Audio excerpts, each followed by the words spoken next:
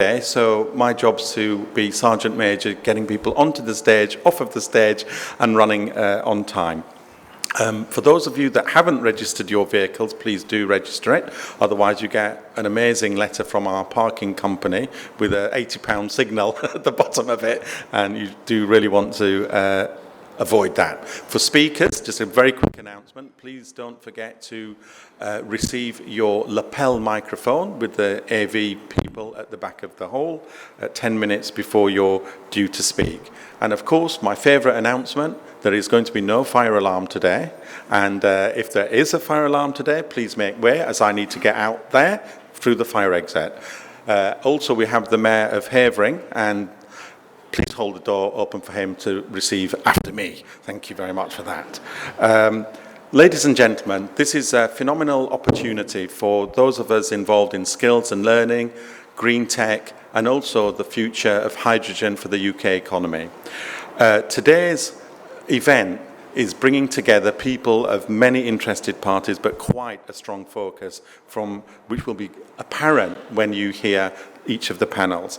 But to make the formal welcome and introduction, I'm going to ask Valerie Owen, OBE, our chair of the Centre for Engineering and Manufacturing Excellence, to come and welcome you and tell you a little bit about our strategy and where we're going. And by the way, Valerie was also chief executive in the early 2000s of London First, and so understands intricately the job of economic regeneration, business growth, and skills development. Valerie Owen.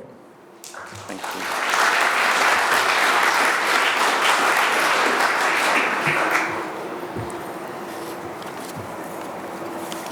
Well, good morning, everybody, and welcome to Ceme.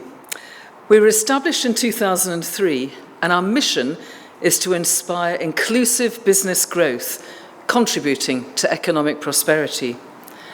Our vision is a world where engineering, technology, design and manufacturing, businesses can improve life and well-being. And as today's Hydrogen Summit will show, new technologies can help deliver this in so many ways. Ceme is a charity, and our Board of Trustees recently agreed a new 5-year strategy for Ceme, and we set out 3 broad strategic objectives.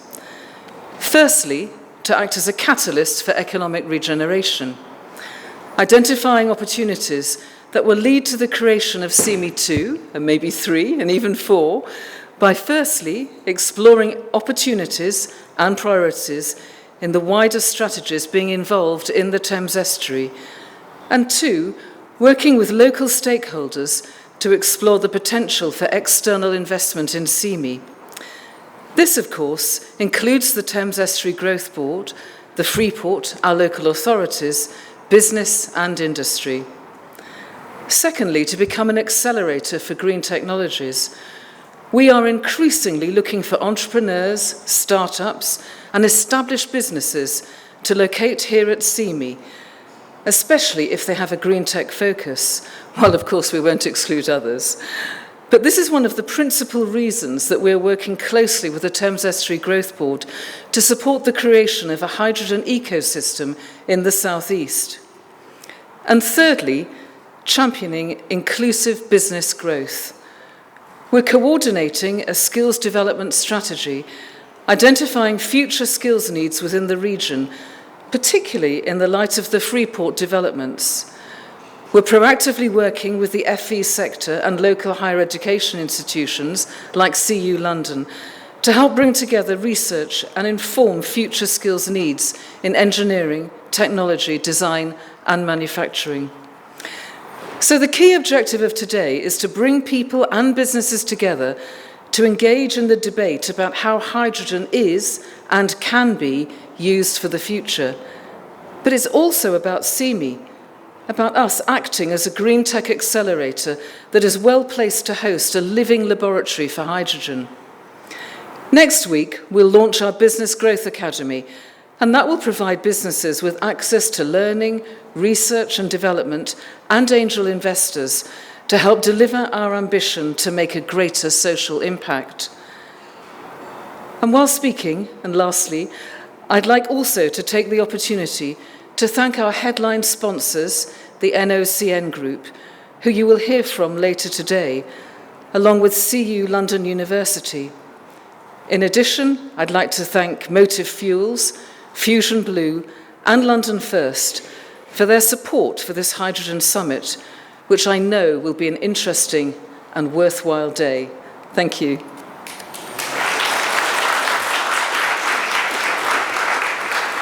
Valerie, thank you very much indeed. And let's get on with the rest of the day. We have two speakers, just short presentations before we have our first panel. And our first speaker is Kate Willard, OBE, the Thames Estuary Envoy and Chair of the Thames Estuary Growth Board. I'm delighted to have Kate in person here to actually demonstrate the enthusiasm and leadership she's bringing to the region. Thank you very much indeed, Kate.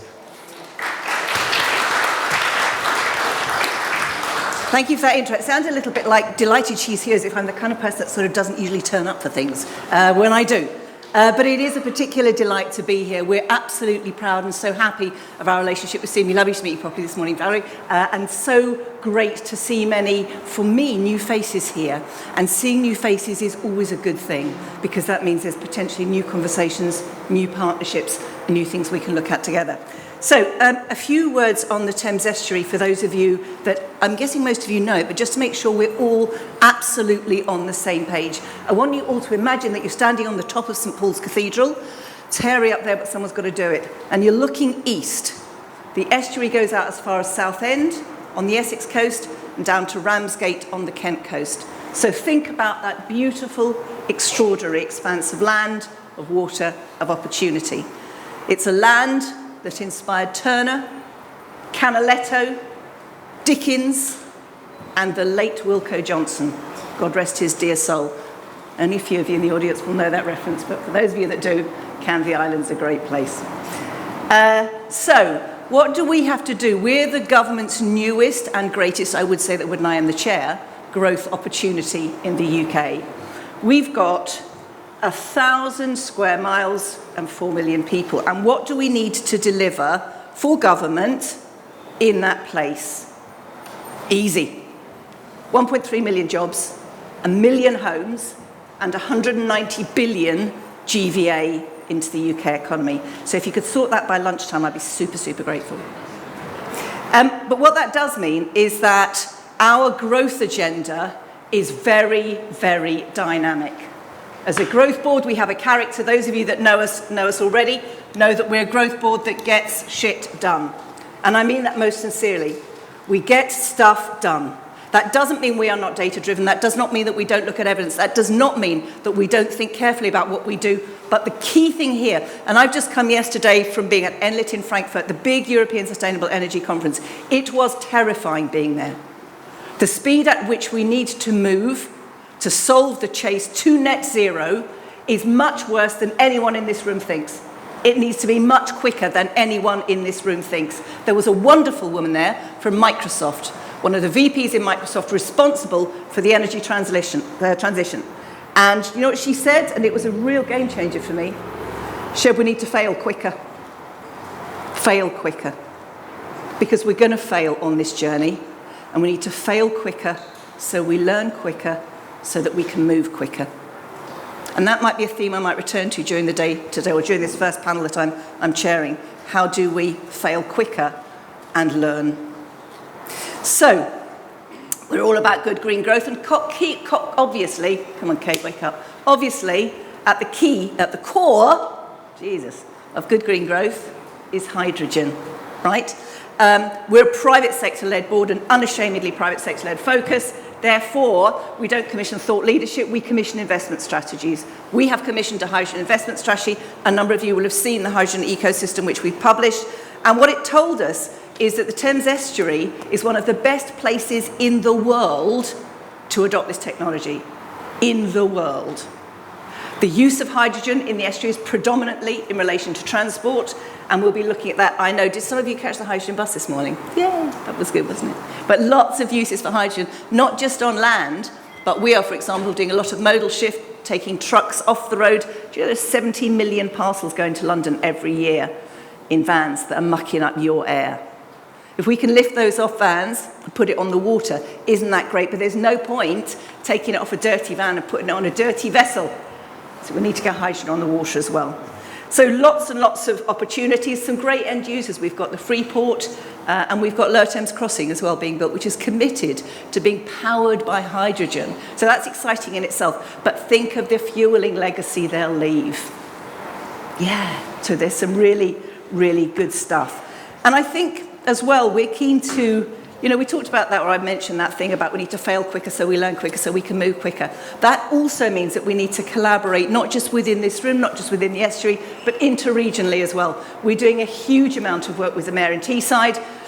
I've worked with Teesside for a number of years. They're doing some great stuff with hydrogen, predominantly around the decarbonisation of industry, so a slightly different application from us, but lots of mutual learning. We've opened up conversations with Hamburg, with the Mexican ambassador, with colleagues in South Africa, with Stockholm, and with others. And in May of next year, we are going to be launching the Great Estuaries of the World network. Why estuaries? Well, think about it. There's something very special that those cities that have rivers can do. And a lot of it's in relation to power generation. And we're going to be launching the development of an international white paper on the growth opportunities that estuary cities of the world will bring, including their use of hydrogen. So watch this space for that. That launch will be next May. And finally, and really importantly, we have launched the Living Lab concept. This is really, really important to us. This is an opportunity for us to bring together learning, research, development, startups, innovation, and investors. That missing link that's so often there in that makeup of organisations that are helping new businesses to get going. We've got the investor community standing alongside us, ready to come in. And I'm delighted that we're working with Ceme on the development of the first Living Lab. This will be the first of a major global network of innovation around hydrogen, its different applications, and its link to the investor community. So for that reason, I could not be more proud and pleased to be here this morning. It's brilliant to see all your new faces. Hey, let's change the world before lunchtime. Thanks, guys.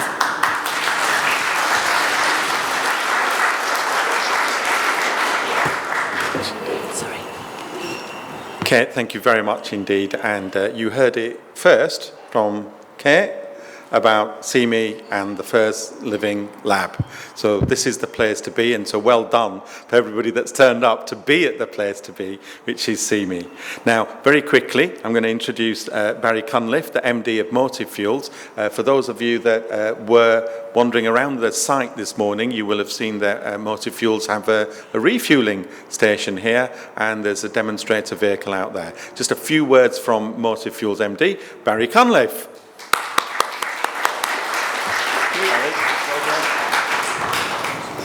Good morning, everybody. RIP to Wilco. Anyone who doesn't know Wilco Johnson, you've got a little bit of a hole in your cultural landscape there that I suggest that you fill. So I'm going to talk a little bit about why this location is good for hydrogen. And Kate mentioned we need to fail quicker.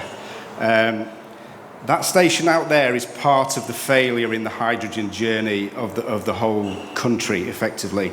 So that station was part of a programme called UK H2 Mobility that kicked off probably around about 2015. I was the CFO of ITM Power from 2009 to 2014. So I was here at the start, and I've recently rejoined. UK H2 Mobility was based entirely on rolling out fuel cell cars, and we have a Mirai here today if you want to have a look at it at lunchtime. It's not been a great success for many, many reasons. We received quite a bit of criticism for that, and we're always compared to Germany on what our success is in the rollout of fueling stations. We're in exactly the same point that Germany are at. And when that station is working, it's probably got a better average number of cars per day than most of the stations in Germany. Right now, Germany will have to refit all their stations for a shift towards heavy vehicles. And it's going to happen in the UK as well. Our strategy now, right up to 2030, and it's the same strategy for the likes of Shell and BP, is heavy vehicles. We need a fewer number using more hydrogen to make these stations profitable and economic and give a good business case. So why is this a good location? The whole business case for hydrogen refueling stations now is based on the demand for the gas. Strand 2 of the Net Zero Hydrogen Fund is released next March, and that is aimed at smaller electrolysis plants, around about 10 megawatts. You have to prove you have demand for gas before the government will fund your infrastructure now. So no more chicken and egg. The chicken and the egg come at the same time. So we have to have demand for gas. Where's that demand going to come from? It's going to come from heavy vehicles. And there's a bit of a good news story here for the UK. So what are those early heavy vehicles? Buses, refuse collection vehicles, HGVs, and lighter goods vehicles and vans.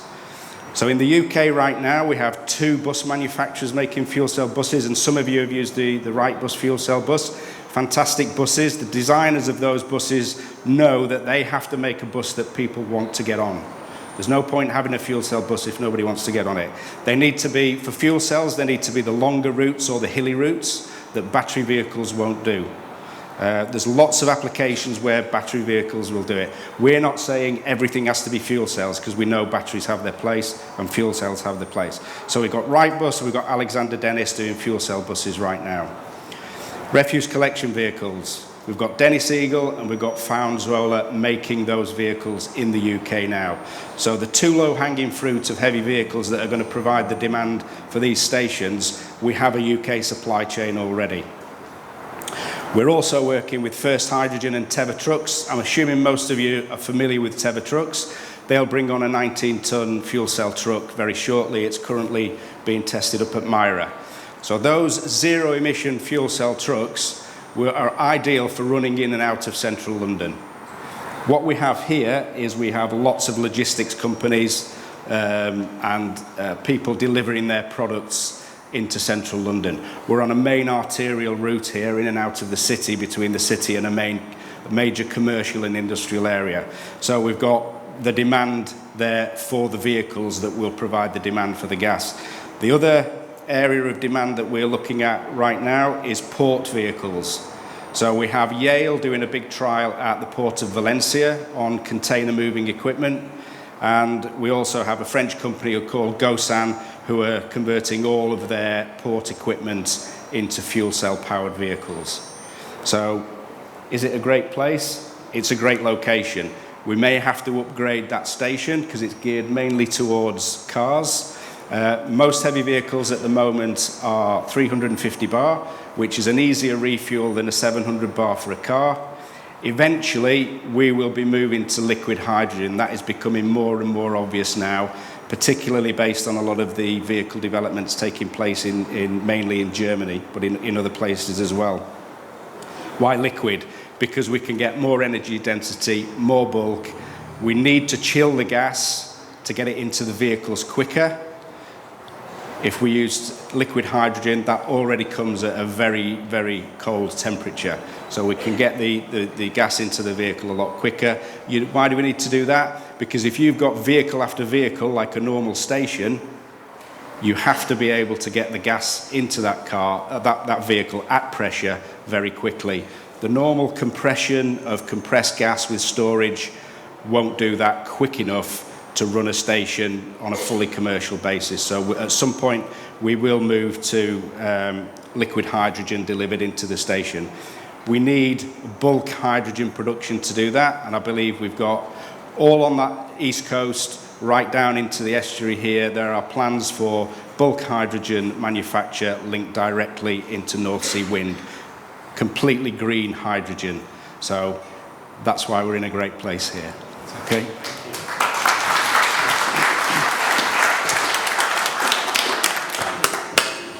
Barry, thank you very much indeed for that overview of the region and what Motive Fuels are doing. For those of you busily taking notes with all of the companies that I mentioned, the sessions are being recorded, but we will write them up into a publication, which everybody that was registered for the event will receive that in due course. So you'll have a good track of what's happened throughout the day.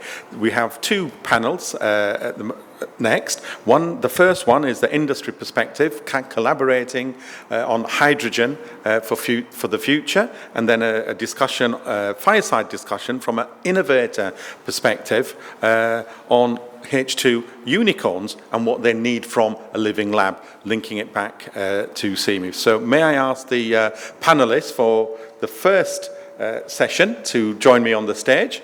Sally Brewis, Head of Regional Development at Cadescas. If you can come on, you should have your microphone. Alex Thomas, the Key Account Director from Worcester Bosch.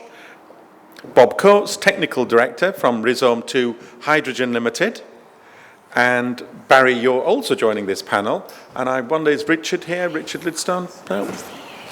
And of course, it's going to be moderated by Kate Willard. Kate, thank you very much indeed for sorting this bit out. Thank you. Fantastic. Thank you very much indeed. So welcome to the first panel. I think we've got about half an hour, and I'm sort of keen, I'm not sure if this is on the agenda, but I'm sort of keen that we do some Q&A as part of this weekend, yeah? I always think it's nice. It's probably some questions bubbling up with people already. So our question, what's our exam question this morning? Our question is, collaboration on H2 technologies for the future, question mark. So I'm guessing our exam question is, what are those collaborations? What do those collaborations need to look like? What's the purpose of them? I was speaking at a Zero Aviation thing yesterday, and we were all talking about collaboration, and one of the points that I think there was real consensus in the room was that collaboration is great, but collaboration needs to be there for a purpose. Yeah? We need to be doing, otherwise people get bored, don't they? You get bored. I'm not going to that meeting anymore because nothing happens. It's very nice, but nothing happens. So I want to focus this discussion, if we can this morning, colleagues, on collaboration for a specific set of outcomes. What is it we're going to be looking for here in terms of collaboration, and what might we be able to achieve through collaboration that we can't achieve anywhere else? And as part of that, I want you to as well to think about the how we can accelerate stuff through collaboration as well. So I'm going to just introduce now briefly our panellists. Sally Bruce, Head of Regional Development at Cadent. Lovely, welcome Sally. Alex from Worcester. Worcester Bosch, beg your pardon. Yeah. Worcester Bosch, beg your pardon. Alex, welcome. Bob from Rhizome, and in fact we are back here now with Barry as well. Great presentation, Barry, I love that. It's so exciting hearing what you're doing with ports and stuff like that. Obviously with the free port on the estuary. So much opportunity. Great presentation. Thank you. So I'm going to ask each of our panellists just to say a few words about what they think the purpose of collaboration is and what are the specific advantages of collaboration that we might be able to deliver, not just obviously between colleagues on the stage, but with you and that broader regional and international collaboration. Sally, first to you, if I might. Thank you, Kate. So just for those of you who don't know, so Cadent is a gas distribution network, so we deliver natural gas to homes in the northwest, the Midlands, the east of England and North London. And we are focused on transitioning our networks to hydrogen. And that will happen over a number of different stages. And actually we're primarily at the moment, or I'm primarily focused on industry and how we can allow industry to decarbonise using low carbon hydrogen. And actually, thinking about Barry's points about why this is such a good place for hydrogen, I would totally agree with that. So we've just started a piece of work which is entirely based on collaboration actually. It's called Capital Hydrogen, and it's our programme to transition the gas networks in the east of England and North London to hydrogen. And we launched a feasibility study in October, and that was only possible because of the collaboration that we have with the Thames Estuary Growth Board, with industry all along the north bank of the Thames, for example. And just thinking specifically about what we were trying to achieve with that, in order to bring on that hydrogen production and that potential hydrogen import into Thurrock, so we're aware of 8 different organisations that are either looking to produce hydrogen in this area or to import it. In order to bring on that hydrogen production in the context of industry, we need to talk to the industry about whether they've thought about using hydrogen to decarbonise. So these are really heavy natural gas users. So it's organisations like Tate & Lyle Sugars in Newham, right? They use a huge amount of natural gas every day to refine sugar to make golden syrup.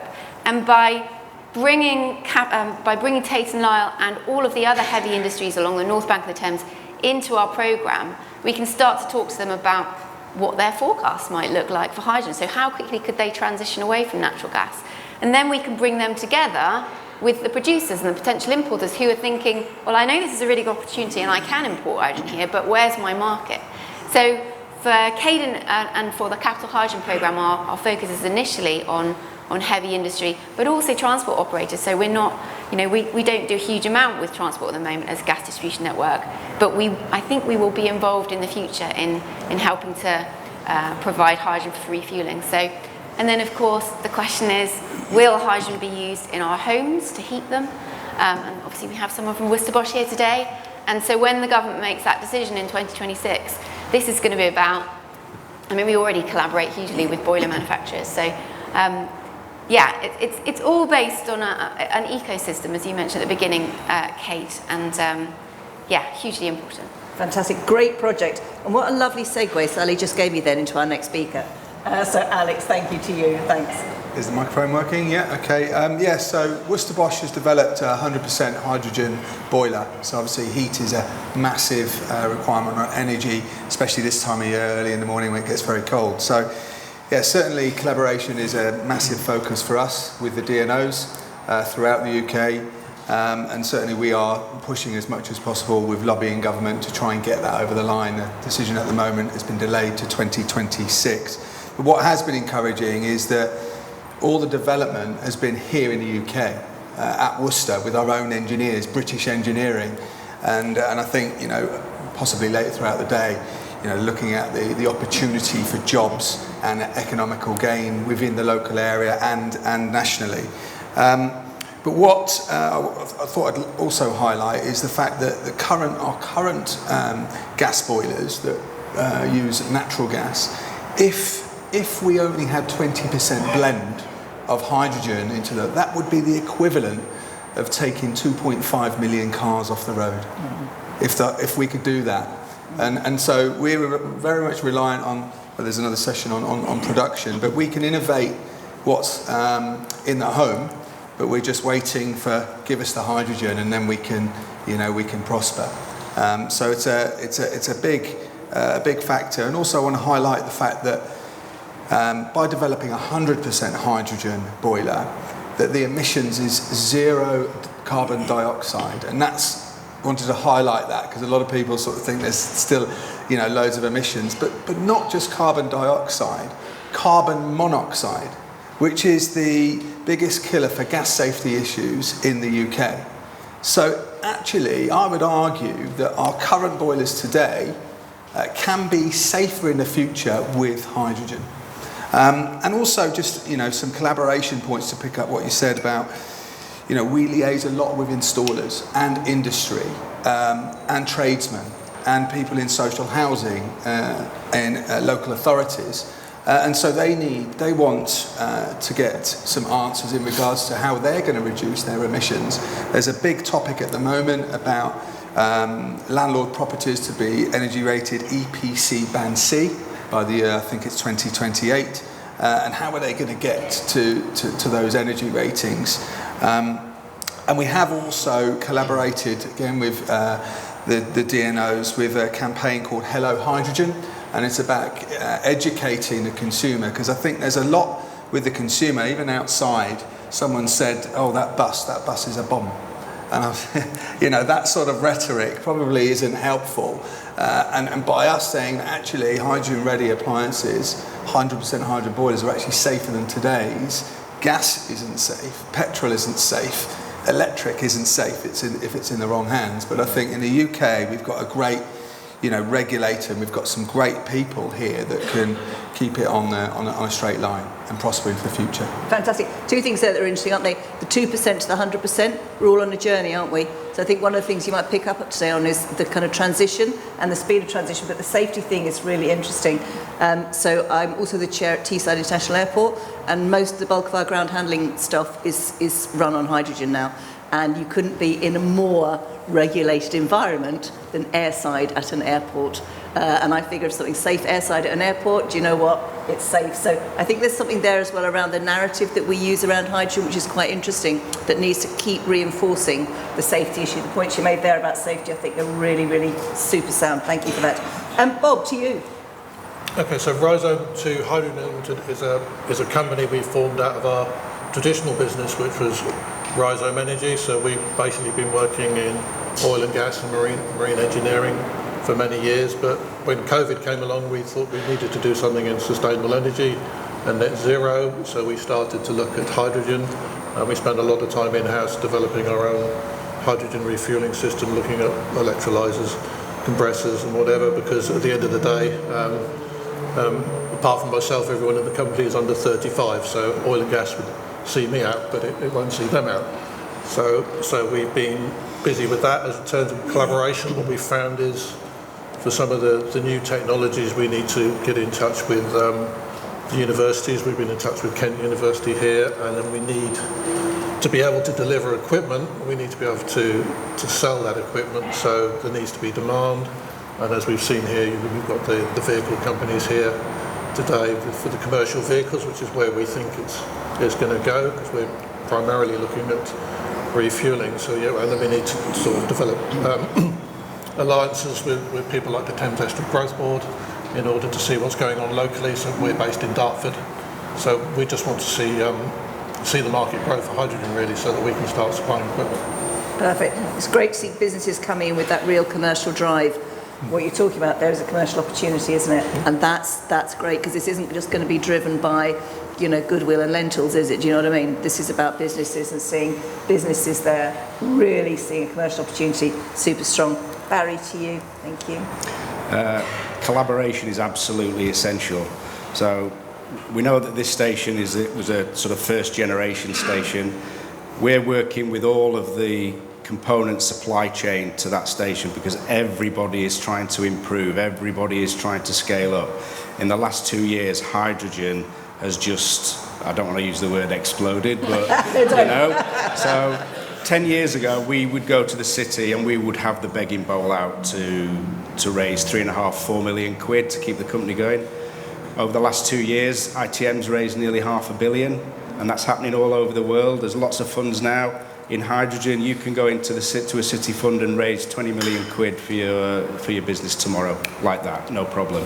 But you need to collaborate. You need to collaborate with the supply chain on the technology, but even more so, you need to collaborate with the people providing the demand.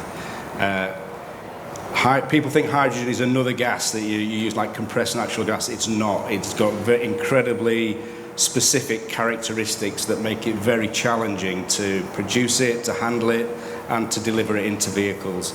Germany will lead the way on the vehicles.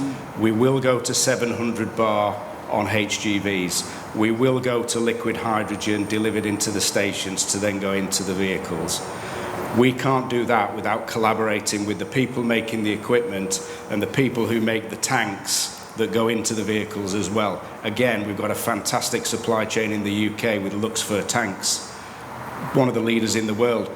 Canadian owned, but a lot of capability in the UK. They've got the funding and the planning to build a new factory in Nottingham purely to do the Class 4 tanks into the vehicles for hydrogen. Everybody is investing in the supply chain, but the whole supply chain has to collaborate. So from your point of view, one of the biggest challenges we have is land and power for a station. We need the locations and we need the local grid. Certainly if we're going to generate on site. So again, right through the port, you tend to have really robust high voltage grids. Absolutely ideal for generating hydrogen. You've got the offshore wind coming onshore. At those nodes is where you will be making the bulk of the hydrogen. But those people providing the renewable energy need to be in sync with the people making the vehicles for the demand. We've talked about some collaborations there and some people doing great work. Anyone who's not looked at JCB, go and look at what JCB are doing. The Bamford family have invested hundreds of millions of pounds in hydrogen to make their own hydrogen internal combustion engine, and you can't convert a petrol or a diesel engine to hydrogen. You just can't do it. Lots of people have started from scratch. JCB have been doing it for many years now.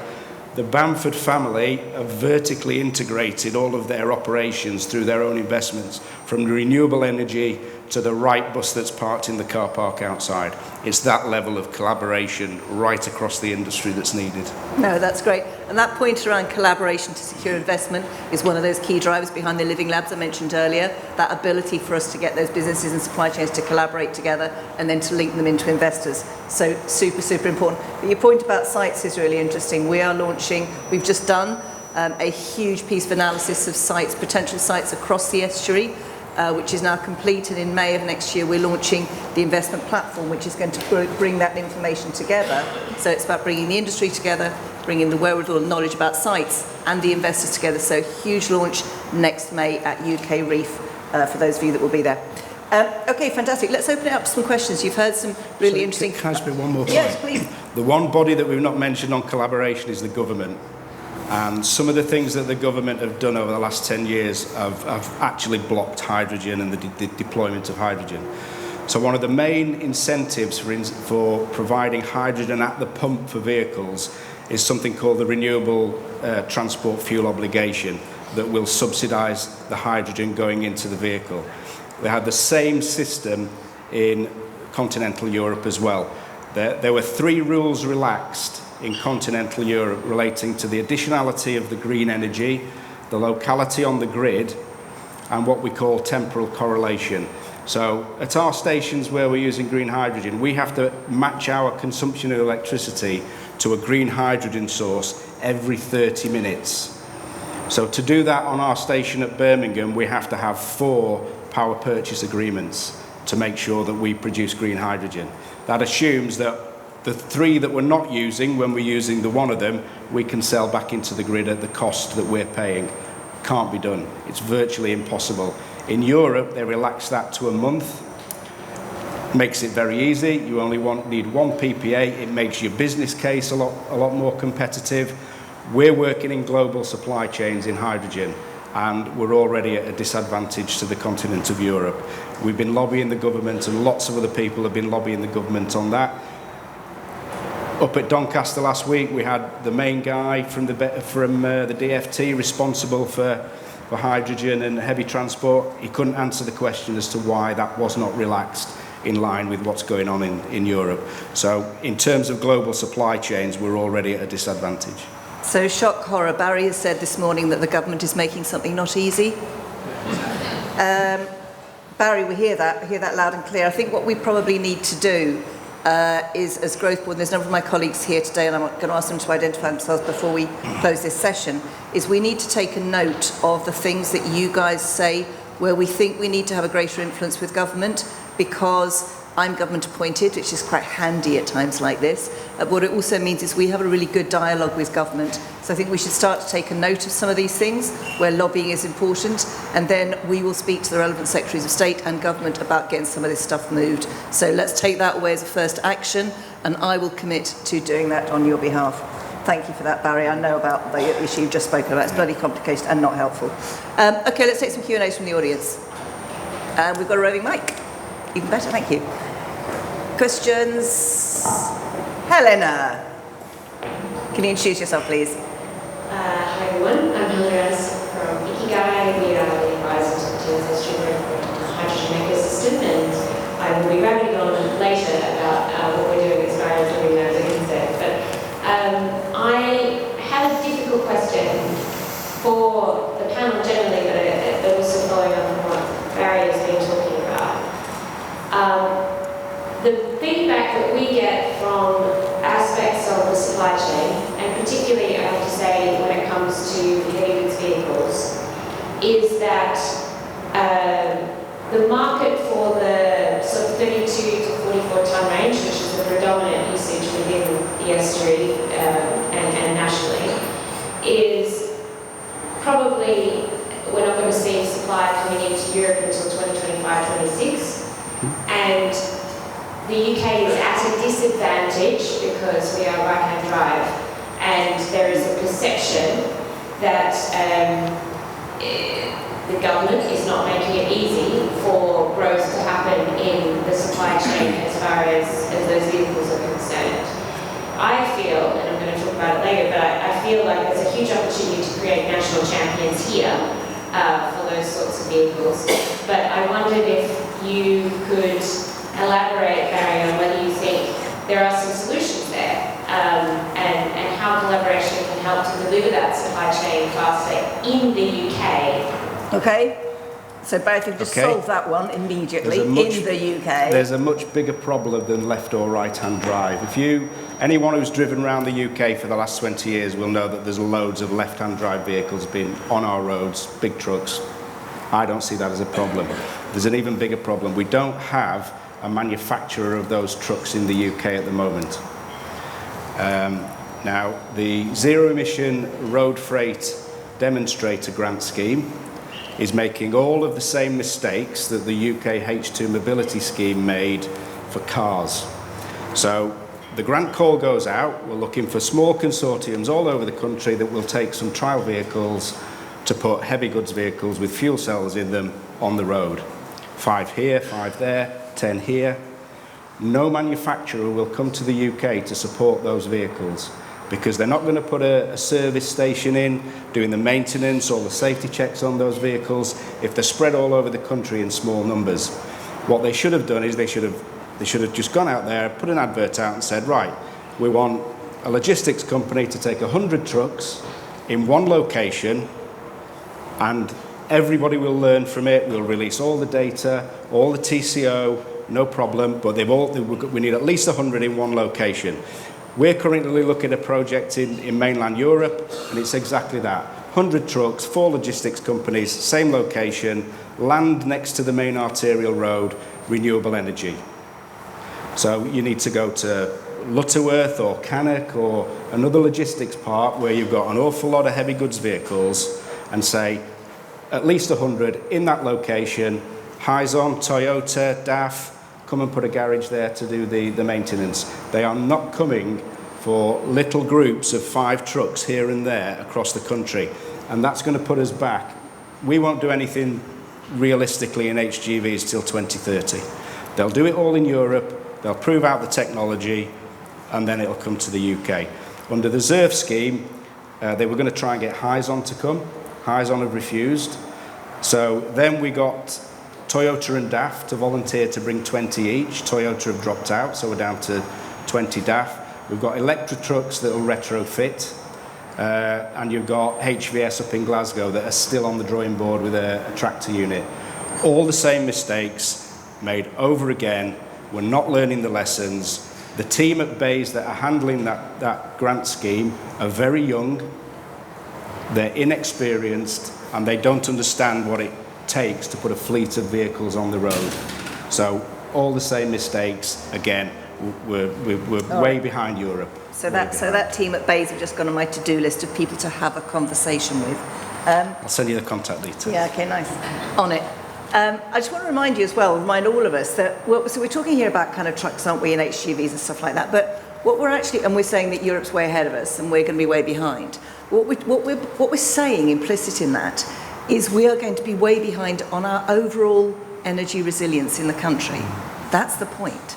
It's not just about HGVs. It's about, and if that was one thing I took away from the NLIT conference that I was mentioned earlier, is that it's about resilience. And this is part of national energy resilience, not just about whether you've got a clean truck or a dirty truck on the road. And if we're talking about being behind Europe, lagging in that way, that's where we're going to lag on overall resilience. Can I just say something on that Thank as well? you. It's probably just touching on your part, but in terms of the infrastructure in the UK, the gas infrastructure in the UK is the best in the world for its size. 280,000 kilometres of pipework. You know, it's a 60-year legacy investment that we've made. You know, by changing that or going down an alternative route would be absolute disastrous. And I think ourselves, together with the automotive and vehicles, should club together a lot better, because actually, if scalability does go to the level of vehicles going to hydrogen, homes going to hydrogen with their boilers, then surely the price, will come down in due course. And having that energy independence and less reliant on importing in gas or other fuel types from various parts of the world, which is obviously not environmentally friendly in its case. If we can produce it here, then then it's going to be a lot more environmentally friendly and give us a lot more resilience, as you say. Great, thank you. Okay, let's just take a second question. Thank you. This gentleman here, please. Thank you very much. Again, if you could just say who you are and where you're from, kind of thing, that'd be great. Okay, so my name is Doug Pinckney. I have been, I used to work for the electricity supply industry, but as you can tell, I'm retired. The one thing that concerns me is we're putting the cart before the horse. There's been some comments briefly made on stage here, but without a huge amount of surplus green electricity, none of this is going to get off the ground. Now, there are some bright spots. I read yesterday that the Rolls-Royce modular nuclear plant is likely to go somewhere in Scotland. Bradwell Power Station, out the window off to your left, is a fantastic site for a modular nuclear power station. It's got fantastic HV connections, no power station there now. So, all this is possible. Can anybody on the committee here satisfy us or give us some idea of whether we're likely to have a surplus green electricity supply in this country in the medium future? Okay, big old question there. Big old question there. Who wants to say it? Thank you, Sally. Okay, so I'll probably address it in a slightly different way. So what we're essentially asking is, will there be enough hydrogen to make this hydrogen economy develop? And I suppose it sort of depends where you are in the country, doesn't it, in terms of how quickly hydrogen will come on. So just thinking about the basics of how this will build up. So we have our industrial clusters in Teesside, Humber, in the northwest, South Wales, Southampton, and also other potential very large volume hydrogen production possibilities at places like Bacton out on the coast of Norfolk. So in those locations, in particular in Tees, Humber, and the northwest, we're developing CCUS infrastructure. So we're not talking about green electricity here going into hydrogen. We're talking about, for hydrogen production, taking natural gas, stripping out the hydrogen atoms, sequestering the CO2 off into disused oil and gas infrastructure out in the North Sea. So making hydrogen in a different way, capturing the CO2, storing it away. And that will be extremely important, particularly for industrial decarbonisation. We are going to need enormous volumes of hydrogen, and we make hydrogen in that way already in the world. Okay, there's an enormous hydrogen industry. It's just that the CO2 isn't sequestered away, and that's why there's been this enormous focus on getting that carbon capture and storage infrastructure sorted out. Also in those locations, and in other locations across the UK, we have obviously huge offshore wind development.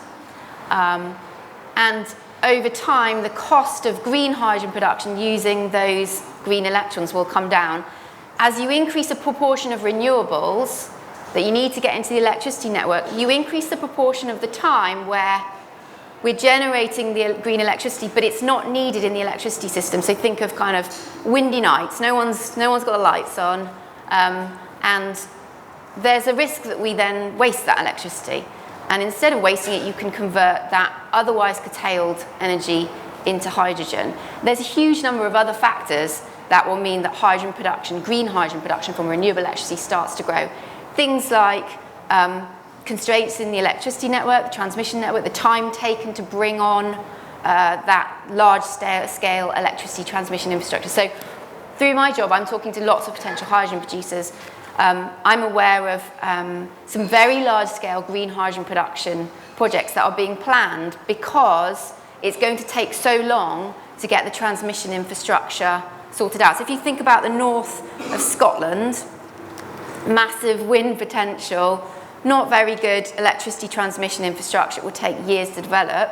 If you want to bring on that wind energy development, you can use that energy for the next, 5, 6, 7 years, however long it takes to get the transmission infrastructure in place.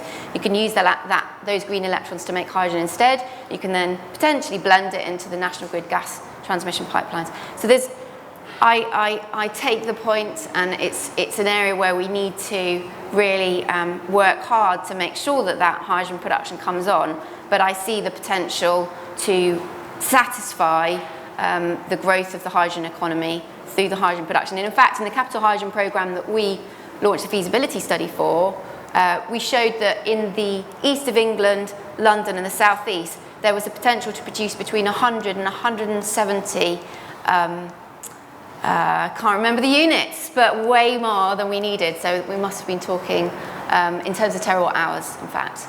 And we showed that in the London area alone, we would need around 40 terawatt hours of hydrogen by 2050. So huge potential for hydrogen production, even in the southeast, which isn't necessarily somewhere you think about when you're thinking about hydrogen production. Fantastic. Does anybody else want to come in on that? Yeah, Bob. I think gentlemen has sort of given a key issue. When I was working in oil and gas, we always used to talk about the elephant in the room being the price of oil. And now we're looking at hydrogen. The elephant in the room is obviously the price and availability of green electricity. Now that's going to. I would personally, I live in Somerset, I'm in Minehead, and I would like to see major renewable projects such as the tidal energy schemes for the Ceme estuary come to fruition. That was studied. Many different schemes were studied 10 years ago, and what we ended up with was a nuclear power station. So yes, I would like to see more expansion of major green energy infrastructure schemes. Okay, great, thank you. Was that helpful? Thank you. It's a complicated area, isn't it? Any other questions? Can I just have one comment there? Oh, yeah, sorry, beg your pardon. I didn't know you were going. Just going back to some of these comments. We've been constraining renewable energy in gigawatts and gigawatts for a decade now. The energy is there, and what we've missed is the storage bit. But again, this has been known for 10 years. ITM Power did an energy storage project in Germany 10 years ago. We put an electrolyser in, we took surplus wind, we made the hydrogen, we blended it, we put it into the grid.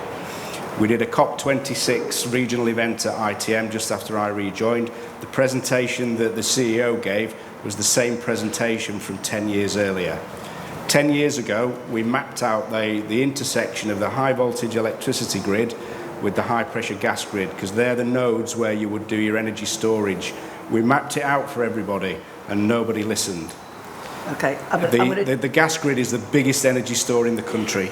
Okay, great. I'm going to draw, just because we've got 4 minutes and I've got 2 questions at the back, and I'm going to try and get both of them in. That gentleman there first, please, and then colleague over there. Yeah, thank you very much indeed.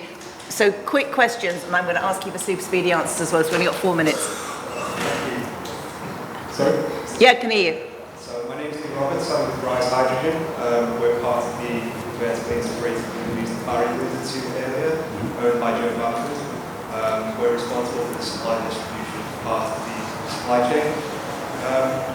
To me, the buzzword of this discussion is scale, and I wanted to just touch on the supply chain side. We're seeing that the scale of the industry is quite small at the moment, and it's leading to long lead times on individual components, which is slowing down the scale of the industry as a whole. I wondered whether the panel are also experiencing this on their end, and whether their plans are to help scale up the manufacturing industry for hydrogen. Thank you very much. Scalability, who wants to come in on this? Going to have to be brusque answers. Sally? Scale, well, we have a number of flagship schemes for hydrogen, so building of hydrogen pipelines basically. We've got the Northwest, we've got the East Midlands, and we also have a proposal for a 100% hydrogen pipeline in this region, so stretching from Thurrock, going right, possibly past the front door, and into Newham in London. So we're pushing ahead with hydrogen pipeline plans, and obviously with a hydrogen supply in place, we can help to bring on the industry. Really, it's the vital connection between the supply and the demand. Okay, thank you. I think there are problems in supply chain in all industries at the moment. I think in answer to the question, what we do see is a difficulty in the supply chain for PEM stacks. Okay, really quick. Just from our point, yeah, we're just waiting for government certainty by 2026, so we could scale up. We do 500,000 boilers every year. If we get that commitment, we could plan to 2026 and ramp it right up. Fantastic, thank you very much. We're going to take this last question as a super speedy one. Thank you.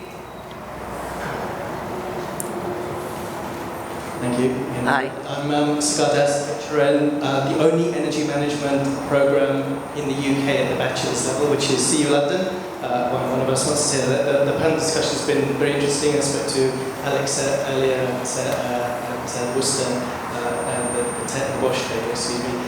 My question is just very, very briefly the message for our students. We are bringing hydrogen awareness into our curriculum, and on our energy management program, we don't teach the engineering side. That's for polygon teachers at the main Coventry University. We have a hydrogen fuel cell on our table, but from the non-engineering perspective, excuse me, what message would you like to say that we should change the perception of the public with regards to hydrogen as a fuel source? Okay, great question. What's our one message to the public to change the perception? I'm going to ask each of you, you've got one sentence, because you've only got one message. That's what you asked for, isn't it, yeah?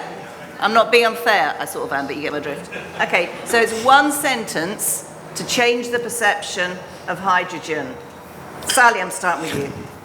We won't reach net zero unless we have low carbon hydrogen. Bam! Safer and better for the planet. Lovely. I think current public perception for hydrogen is that they think of the Hindenburg, and that needs to change. Great. Slightly depressing, but good. Great technology, clean air, clean fuel. Lovely. They should be in marketing, shouldn't they? Do you know what I mean? Can I make one comment on the Hindenburg? Right, sorry. Really bloody 10 quick. years ago, everybody used to throw the Hindenburg word at us, and it's absolutely ridiculous. And a few months ago, the DFT published a consultation document, and there was a quote in there from someone mentioning the Hindenburg. Well done, Absolutely DFT. ridiculous. Well done, DFT. Absolutely That's my ridiculous. third job of the day, isn't it? Right, I'm drawing this session to a close. What a great start to the day. What amazing collaboration with you guys. We're so proud to be here. I just want to wind up by saying I've got to shoot, because actually I'm going to a hydrogen meeting with an investor in London, which is super exciting for all of us, but that means I've got to go. But I would just like the Thames Estuary Growth Board guys just to put their hands up, because there's so many of you in the room that we don't know. So Sarah over the back, there's Sarah, yee! Helena down the front, here's Helena, yee! Ian's over there, yee! Ian. Amanda is... Where's Amanda? Not here. She's over there. Anyway, Amanda's over there, and she's amazing too. So there's at least 4 of us here, so please come and say hello. Joy to be here. You saw it here first. First Thames Estuary Growth Board Living Lab. Bam! Smash it out of the park.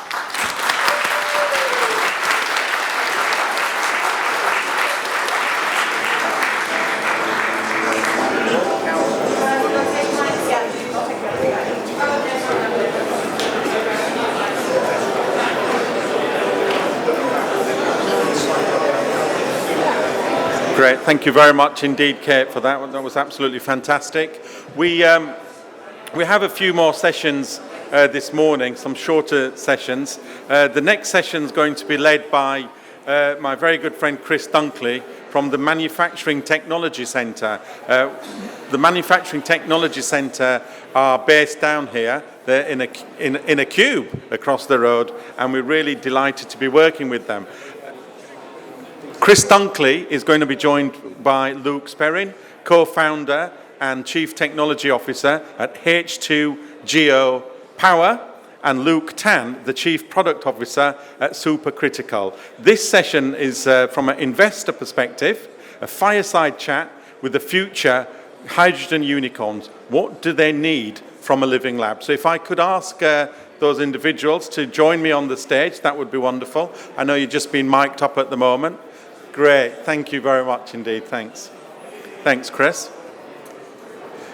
I know there's a lot of natter in the audience because events we run, we don't give you much time to, to talk, so please do enjoy yourselves whilst we pull our panel together. I'll leave you to it now, yeah? Well, so good morning everyone. Don't know if I'm switched on. Can you hear me?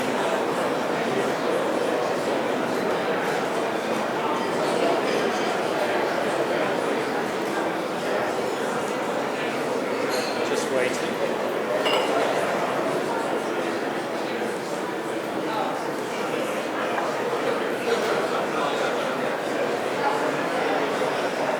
Just waiting for one of our loops.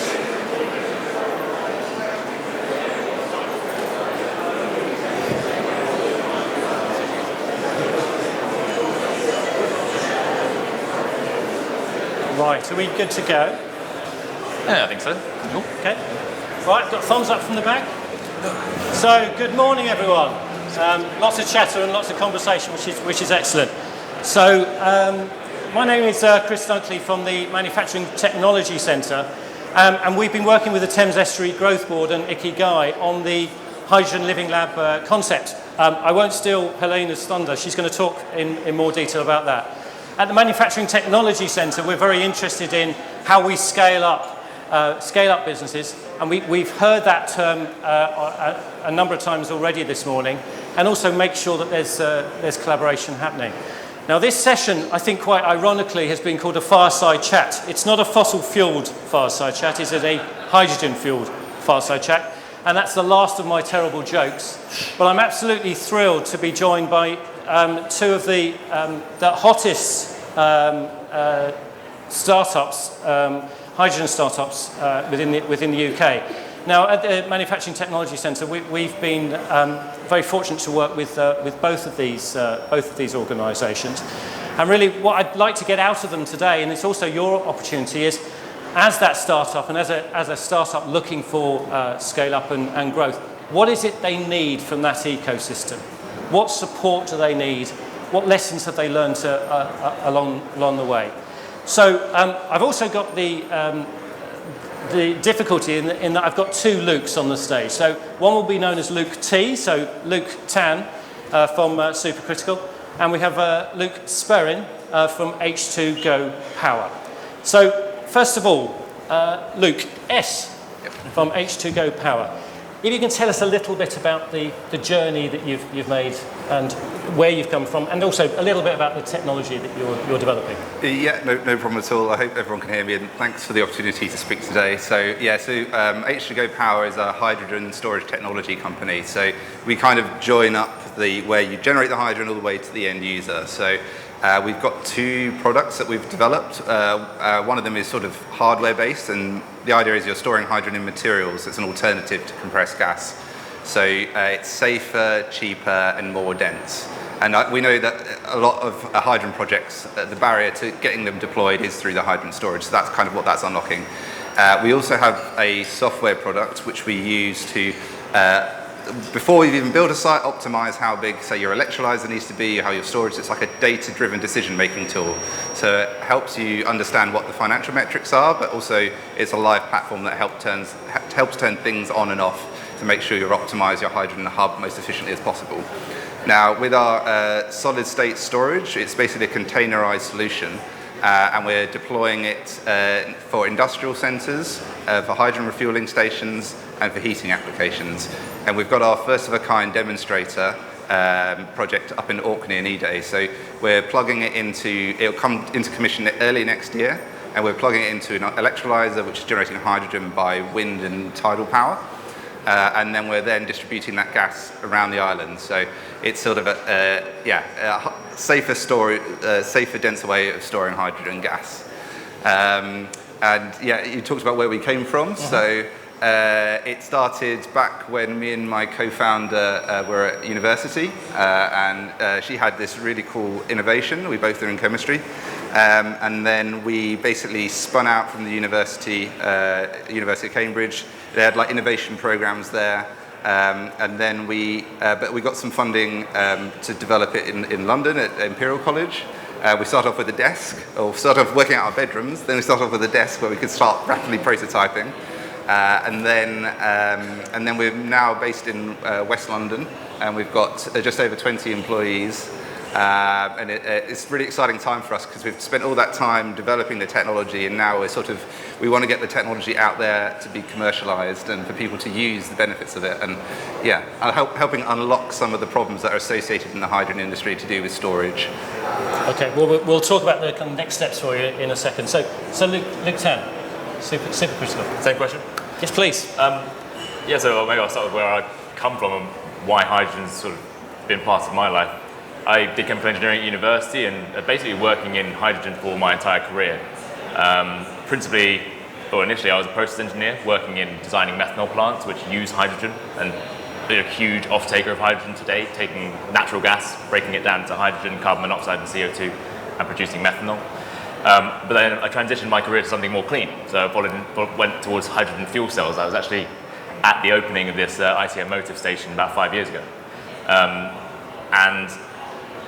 But I was fortunate enough to see the growth of the industries in other sectors or other areas of the world, like China, for example, and the US, where fuel cells were really taking off in specific applications. But we never actually, none of those applications actually use hydrogen from green sources. They were all being produced in huge amounts in the middle of nowhere, and then this hydrogen was being transported into cities to be able to actually reduce emissions at use rather than at source. And the main reason, and the only reason, was cost. And I was determined to try and find a way to reduce that cost. And my paths crossed with my co-founders actually during the pandemic, where I was initially messaged on LinkedIn about an interesting idea, and we weren't allowed to meet up for about 3 months, and then we went to a car park to sign an NDA on a roof and walked 2 meters from one another for 2 hours around a park while we talked about the idea. And there I sort of transitioned my existing career into a startup career. And that's where Supercritical was born, really. They had a really great idea for reducing the cost of green hydrogen. We spent over a year to sort of finessing that, looking at alternatives and validating that idea against other, validating that idea with industrial users. And we started developing what we call supercritical water electrolysis. And that means using high pressure and intermediate temperatures to reduce the amount of renewable energy required to produce high pressure, zero emission hydrogen, which is ultimately how the industry needs it. So yeah, that's how we got to where we are. Okay, and just before we ask you more about the companies, what really commits you to this industry? What is it about this industry that really fires you in the mornings? Luke, sure. Well, it's just really exciting. I think genuinely this is the first time in decades the energy industry has been really challenged.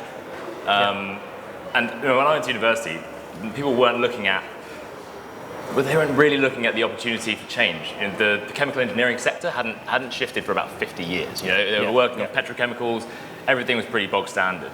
And now we've been set this deadline for net zero in 2050, and people really have to start thinking outside the box. We started Supercritical, and we had one big challenge, and we've uncovered a lot of other challenges, but all of those challenges are opportunities for innovation to allow us to find out new things, explore push the boundaries. So for me, it's just an exciting time to be an engineer and an exciting time to actually develop something new. Okay. So I echo a lot of those points, and as a scientist, I was always interested in the initial technology, but and we started the company about 8 years ago, and we actually got a lot of pushback saying, well, how does it compare with batteries? But what we've discovered today is that obviously hydrogen has a few more nuances, and it's one of those fuels that can cross sort of 4 energy verticals between industrial uses, for heating, for mobility, and for power. So it's one of those things, because it can cross so many verticals, you can have benefits so many industries for those and reduce carbon essentially. Okay. Now, just thinking forward, what key elements do you need to actually take your businesses forward? What is it that you're worried about that you can't access at the moment, and perhaps this audience can help you with? Happy to jump in there. So actually, one of the really key things for us at the moment is investment. So we want to move quickly, and we want to hire people and grow the company. So we can get our projects out there. So the number one thing for us is definitely getting that investment in so we can grow quickly. And that kind of leads on to the other two things. It's getting the right people in, so for execution of the projects, but there's also convincing the people that these projects are right, and that involves government and industry, and then it's really the projects. It's can you get the stuff out there and show in the ground so people can see it, and I think that's the big turning point. Once you can bring people to see this technology in action, it really convinces people that this is the right option. Okay, and do you know where to go to get those right now? We do have some support, but you always need more connections, and I think these kind of events, as well as the opportunities for living labs, help bring these people and the right partners together. So you can make these connections for investment, for projects, and for people. Okay. Luke T, what about yourself? What do you need? It's interesting because I think kind of similar positions in where our businesses are. You know, we're now 14 people. 18 months ago we were 4, so we're at a huge growth rate. And it boils down to finding really good people, giving them the facilities to be able to do what they need to do, and then finding the funding to be able to enable all of that. You know, even with a great team, a great technology, and sort of the traction that actually gets you where you're going, you still need the benefit of being in the right place at the right time. And it's interesting you said that about 8 years ago, because I don't think we would have made anywhere near the progress we have made in the last 2.5 years if we'd come up with this idea even 5 years ago. 10 years ago, definitely not. The momentum within the industry, because of these net zero targets, the collective ambition to try and actually decarbonize, has meant that our government is putting money towards innovation projects. We've definitely benefited from that. And from a private investment perspective, investors can see the returns on a horizon that is acceptable, 10, 20 years. And that wasn't true 5 years ago. People weren't willing to put their money behind net zero focused technologies because they couldn't see that they would get their money back. And I think whilst it's challenging, I think it's possible. But moments like this where we're able to actually talk about our technology and what we need, that hopefully we're raising enough awareness that we start the ball rolling even faster. Okay. I think we're going to have just a little bit of time for a couple of questions from the audience. But before I just go to the audience, always like to talk about failure, because failure is where you absolutely learn. I've been working with startup businesses for 15, 20 years now, and failure is always the crunch point. What have you learned along your journey? What is it that you've learned? Luke? I think it's like the rapid prototyping. So the quicker obviously you need to think a plan about how you're going to approach something, but it's actually the actual doing, failing quickly, but in terms of a prototyping sense. And I think it's the doing part that you need to really focus on. Yeah, getting examples in the field. Okay, and has it not not gone well in the past? I think for me, we would have liked to have moved a bit quicker and get stuff out there quicker. But again, I think it goes back to the point of timing. There's numerous examples of people moving before the market was ready in the hydrogen sector. So now you can see the momentum going on. So from our perspective. But I think we could have moved a little bit quicker, in my opinion. Okay. So, what have we learned? Always a difficult question. Always a difficult question. We basically work on the basis that try. Just try. You can't fail. You can only learn. Right. So like I work with a bunch of really, really good scientists, really, really engineers, and you can't fault someone for trying. We design for success, and when it doesn't pan out exactly as we'd intended, we take the lessons learned and we try again.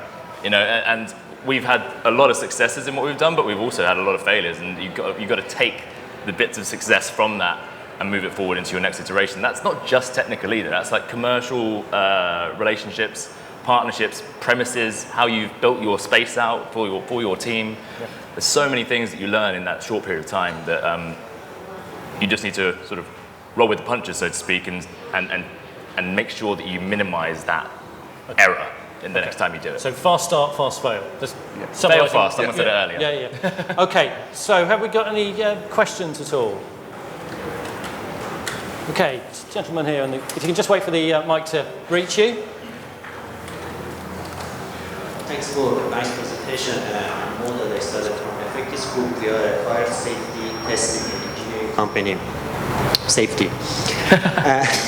So you both look, but I have a question from the look in the middle. When you are using the term safety for the hydrogen, what is the criteria for that for us always? Because, in my opinion, with safety perspective opinion, they are saying hydrogen is not safer and it is not more dangerous than any other fuel. It just needs education. It is new. People don't have enough perception about that. So how do you call it safe? Okay. Hydrogen.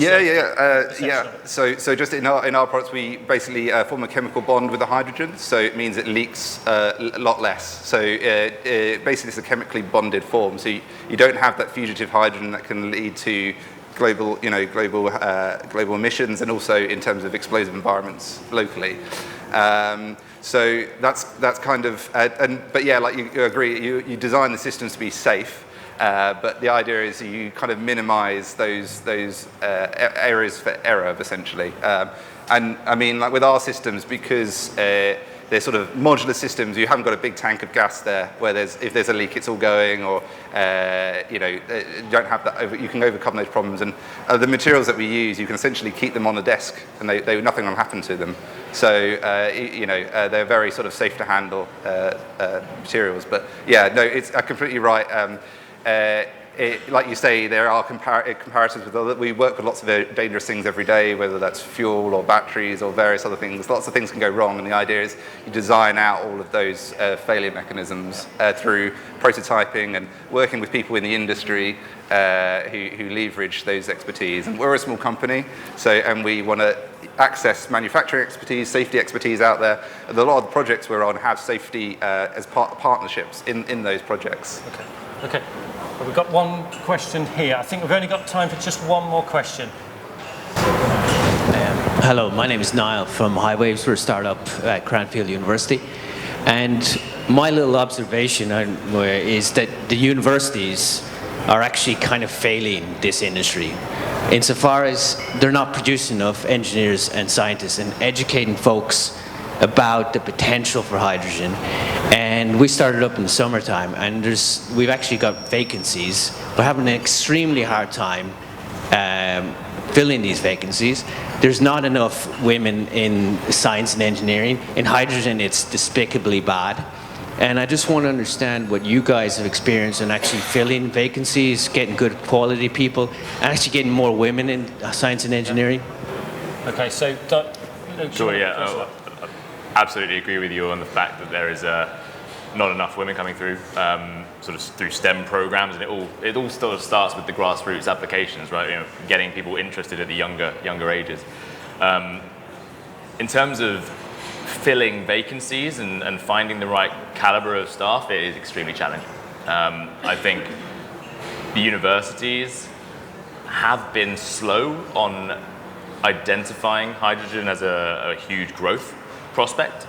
I don't know what they're teaching, right now this year, but we are doing our best to pick up engineers with similar experience, predominantly oil and gas. And one thing that is going in our favor is that actually now people want to leave oil and gas. There is a huge number of people who are looking for opportunities in hydrogen to try and, because they see that as the future, rather than the oil and gas industry, which is sort of deteriorating or will deteriorate over time. But we're not the only ones that are seeing that goal either. For example, the BPs and the Shells now have huge hydrogen sectors.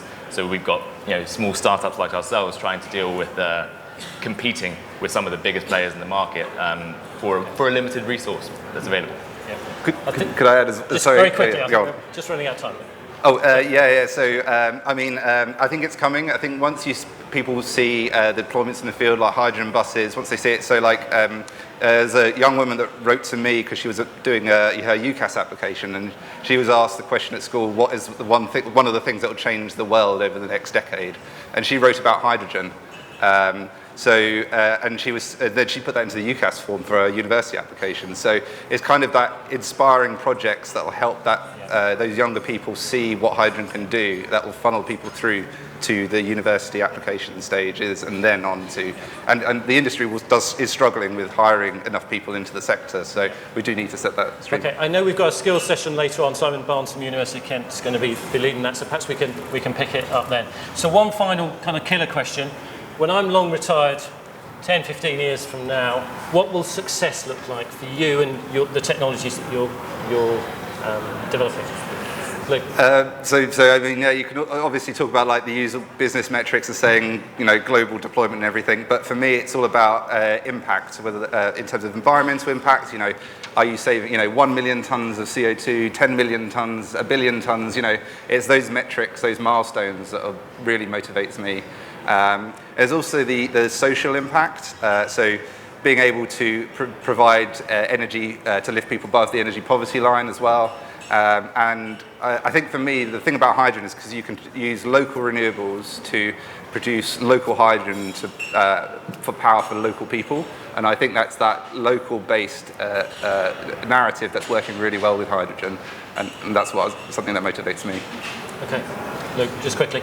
Similarly for us, I mean, you know, we set up Supercritical to be able to help decarbonise the hardest to abate sectors. Yeah. You know, 20% of the world's emission coming from things like steel, cement, chemicals, and with all the best ambitions in the world, electrification of those sectors is going to be extremely, extremely hard. And hydrogen is a shoe-in for that. And Supercritical's technology, delivering high efficiency production with high pressure delivery, is a shoe-in for those industries. They're the ones that are most sensitive to cost, and we want to be able to solve their problems. So for us, success in the short term, by 2030, looks like getting operational deployments on the ground to give industry confidence, because I'm very confident that will be open the floodgates to an order of magnitude more deployments to actually start to reduce that 20% step by step. Okay. Thank you ever so much. Really inspiring. Great to talk to you. You guys are around all day, so you guys can talk to you. Yeah. I think the future does look really bright. There's just two examples of some great companies. There are others out there. We're seeing them across the Manufacturing Technology Centre. But thank you very much, guys. Really good. Thank you. Thanks, Chris, very much for chairing that session. That's fantastic. Good wishes to Luke Sperrin and Luke Tan. And I can tell you there are actually quite a few young entrepreneurs in the audience that have come to listen today. So that's fantastic that Ceme's attracting young entrepreneurs who are working in hydrogen. And I'm sure you will now find each other in the audience. We've got a great next half an hour session. The first one, quick talk around the Living Lab concept, connection to Ceme. It's going to be introduced by Helena Anderson, co-founder of Ikigai. I also need to thank Helena, and also Ian Lewis is going to join the panel a bit later for helping to curate the day and working with us. We couldn't have done it without Helena's help and Ian Lewis's help, so thanks very much there. But a big welcome, please, for Helena Anderson from Ikigai.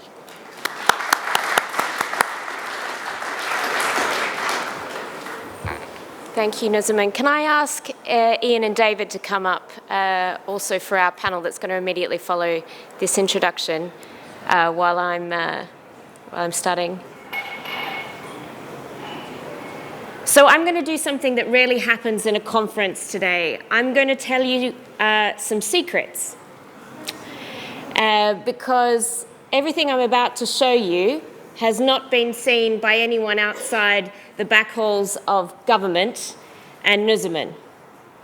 So I hope you all have your phones ready because there's a prize for the first person to put it up on LinkedIn in a very millennial way, and I'm looking at the two Lukes here.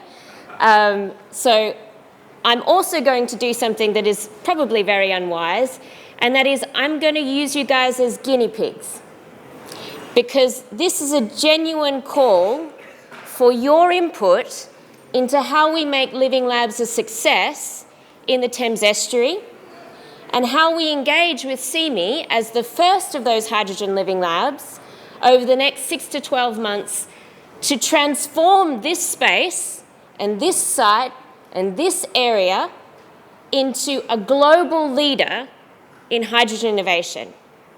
So this is not the end of the discussion, this is the beginning. And I want to start by giving you some context as to what we're doing in the Thames Estuary with the Thames Estuary Growth Board around the hydrogen ecosystem. Ikigai is a net zero bankability consultant.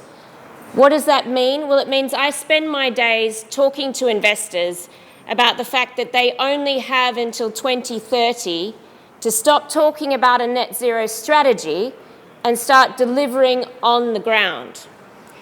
So let that sink in. That's one investment cycle for most people in this room. One investment cycle to change the world. So when we got involved with the Thames Estuary Growth Board last year in creating a hydrogen ecosystem, we knew we had to move quickly, and we knew we had to do things differently from how they are normally done in this country. We had to attract private sector investment into the hydrogen ecosystem, which we were basically trying to create from scratch. So we started by trying to understand the scale of the potential hydrogen opportunity in this area and to create a route map to capital investment, which meant understanding the sources and uses of hydrogen within the estuary, matching supply and demand, and also looking how we map that against broader issues around affordability of energy, inclusivity, systems thinking, and sustainable use of resources. We are now in a phase where we're developing a pipeline of investable projects with industry, with private sector investors, and seeking to attract a global audience of investors into those projects. Hydrogen is like champagne. Why? Because, yeah, you could have champagne for breakfast. You could even bathe in it if you really want to. It's a very flexible commodity, but it's very expensive. And it will remain expensive for the foreseeable future. So we need to look at the best applications of hydrogen and use it sparingly in the right contexts. So the work we did looked at technology readiness, competitiveness, and capacity of the supply chain, competition from counterfactuals, where the policy support was, how flexible it is as a commodity. And what we discovered is actually the best applications of hydrogen are in heavy goods vehicles, maritime, particularly inland vessels that are used on a high rotation, and also local authority vehicles in terms of refuse collection. And when we look at the estuary, lo and behold, we're a transport-led, a distribution logistics-led area. We have 4 ports, we have 2 airports, we have 30 major construction projects. We have more distribution and logistics than anywhere else in the country. And in this area, everything that you can see, which is part of the Freeport, and we're going to talk about that today, we have thousands of truck movements every day in and out of ports along our highways. And hydrogen is a potential decarbonisation solution for everything above around 7 tonnes of transport. So we have this unique opportunity, not just in high temperature industrial use, not just as in potentially some residential uses, but most importantly in transport and logistics. And we took these key sectoral applications and we broke the estuary down into a number of demand-led clusters. And you can see on the screen there, one of the most important, Ceme, is at the centre of.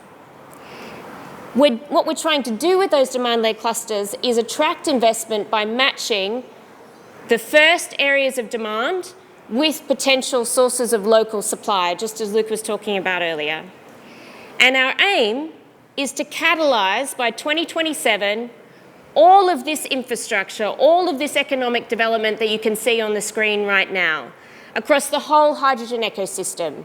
So supply, storage, distribution, application at the end use, and potentially import of hydrogen, because in all likelihood, the estuary may be a net importer of hydrogen, not only from other parts of the UK, but from other parts of the world. Why? Because we need to, by 2035, scale up. Everybody's talked about it today. We've got to aggregate demand and we've got to scale up and we've got to bring in the supply chain to this area and to the UK. And so this is what we hope the Thames Estuary is going to look like from a hydrogen perspective by 2035. What that means is we have a number of work stream priorities that we are focusing on. You can see on the screen there that 2 of the key ones from a sectoral perspective are maritime and haulage. which is why we're going to talk about Ceme being at the epicenter of road and river transport as far as hydrogen is concerned. And we're also looking at a number of overarching themes which focus on technology commercialization, manufacturing and skills, and national and international collaboration, which Ceme is going to be critical to delivering. One of the central tenets of what the Thames Estuary Growth Board is trying to do is only intervene where nobody else can, where it is the best actor to deliver the maximum benefit. And so what the Thames Estuary Growth Board is trying to do is deliver on 3 key pillars: carbon savings, capital investment, and jobs. And from a carbon savings perspective, we're going to talk a little bit today about how the Thames Freeport surrounding us can support in aggregation of demand to catalyse those carbon savings. We're going to talk about how investors are supporting to guide us on what a bankable hydrogen project looks like, and so we can deliver a pipeline of opportunities.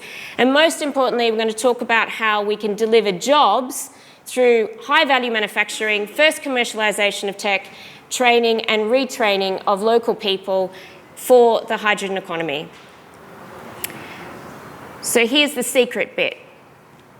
What is a living lab? Well, it means a lot of things to a lot of different people. What we mean by a regional hydrogen living lab is the Thames Estuary Growth Board acting as a regional catapult, a sponsor, if you will, of a number of living labs across the region, focusing on TRL 3 to 7 technologies. So that's pre-commercialization, pre-scale-up. And I'll explain in a minute why that's such an important segment for us to focus on.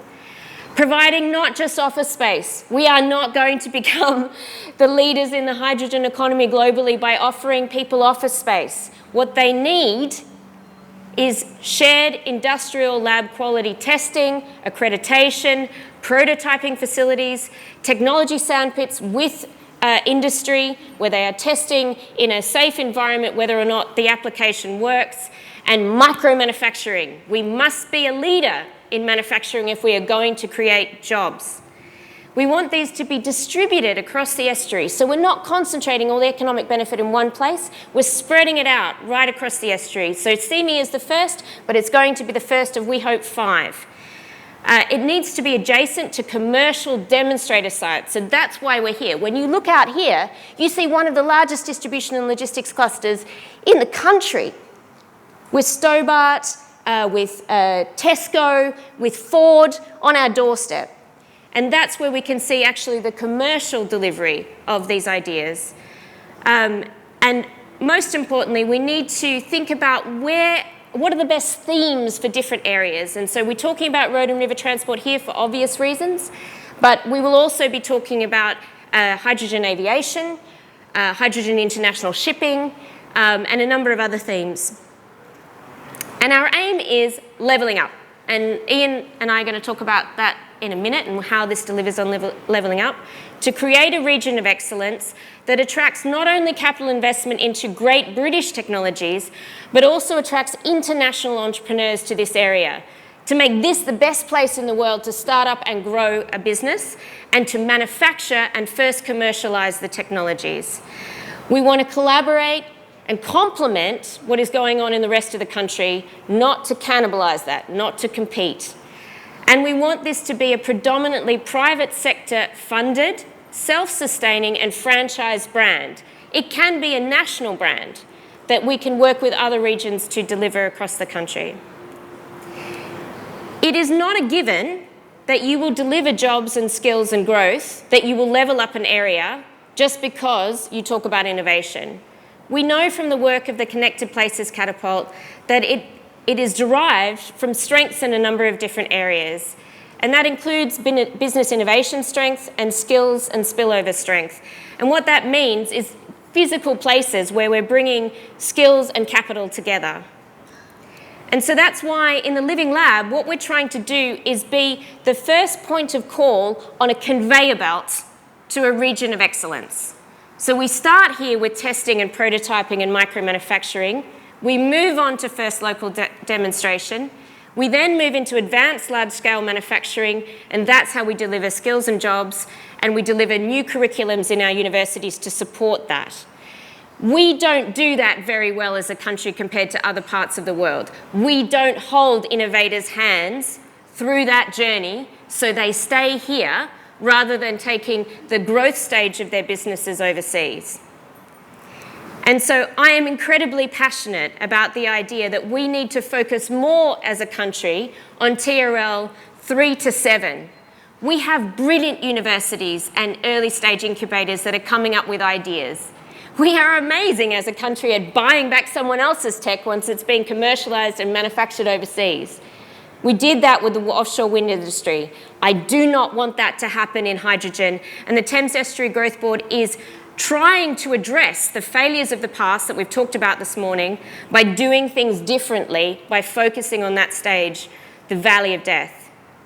So when we thought about what does a successful living lab for hydrogen look like, we didn't just get a blank sheet of paper out and copy what was done 10 years ago. We asked the innovators, what do you want? And so over the next 6 months, we want to work with Ceme to try and deliver as much of that as possible. So they want support on IP protection and how to accredit their technologies. They want to help to find demo sites and manufacturing sites around the country. But they also want a space where they can test hydrogen, and hydrogenated space. Now that may mean it's a coma site, but it may also just mean that you've got reinforced buildings that enable you to test hydrogen without things contaminating the rest of the area or causing an issue if there was an explosion. Because the reality is that's what it looks like to develop technology. You make mistakes, things go wrong. You need to be in a safe space to do that. That you need a highly skilled workforce that is where you have a magnet to pull them in, and you need interaction with industry. But you don't want that to come with strings that make your business unviable. You don't want it to be in exchange for a huge amount of equity in your company. You don't want all the upfront expenditure of having to buy equipment yourselves. You want to be able to share that with others who also need that equipment. And that creates a legacy for the country. And you don't want an obligation to commit your technology to a certain market. You know, you must develop for this part of the UK market. You want a global marketplace to develop for. Or an obligation to work with a specific university or a specific technical college. You want to open your mind to where you can collaborate with international universities, with commerce, with industry. And it has to be part of a broader support system. So that's why the work that we're doing is not just about living labs. It's also about delivering on an investment route map for commercial scale projects, engaging with government on policy recommendations, engaging with local authorities on coordinated procurement. All of these things are critical. You can't do it in isolation. So to come up with these solutions, we engaged with a lot of different stakeholders. Some of them are in the room today. University of Kent and UCL, we're incredibly grateful for their insights. And most importantly, the Manufacturing Technology Centre, which is part of the High Value Manufacturing Catapult, who is our partner in the delivery of these living labs, because we need to understand how we transition from prototyping and testing into successful manufacturing and growth. And as Kate mentioned earlier, we are trying to develop synergies with other parts of the country. Why? Because they're different when it comes to hydrogen. Teesside, as an example, is all about high temperature heat manufacturing, or importation of hydrogen, or the manufacture of ammonia. That's not what we're going to be doing in the estuary. We're going to be focusing on different types of demand around transport and logistics. So we can work together to deliver a national strategy on hydrogen. The first theme is going to be road and river transport for a lot of reasons that we've talked about today that I'm not going to talk about again. Maybe we can go into it on the panel. But it's clear that this is probably the most iconic place in the whole country when it comes to river transport on the Thames. And we've talked about why HGVs have such an important role in the hydrogen economy. So I can't think of a better place to have the first hydrogen living lab than at Ceme.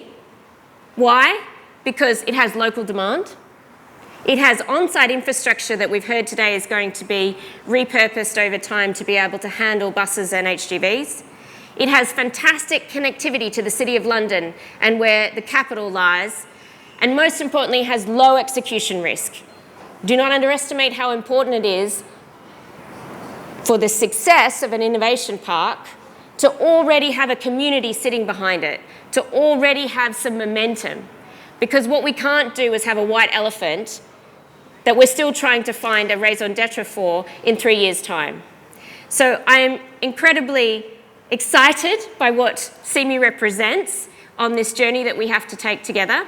And I look forward to discussing with my panelists how we actually manage to attract investment, not only into the infrastructure required here, the real estate, if you like, the equipment that we can share, but also into the companies that will be locating here so we can create the unicorns, the national champions of the future, and become the epicenter for hydrogen globally. So, without further ado, I'm going to sit down.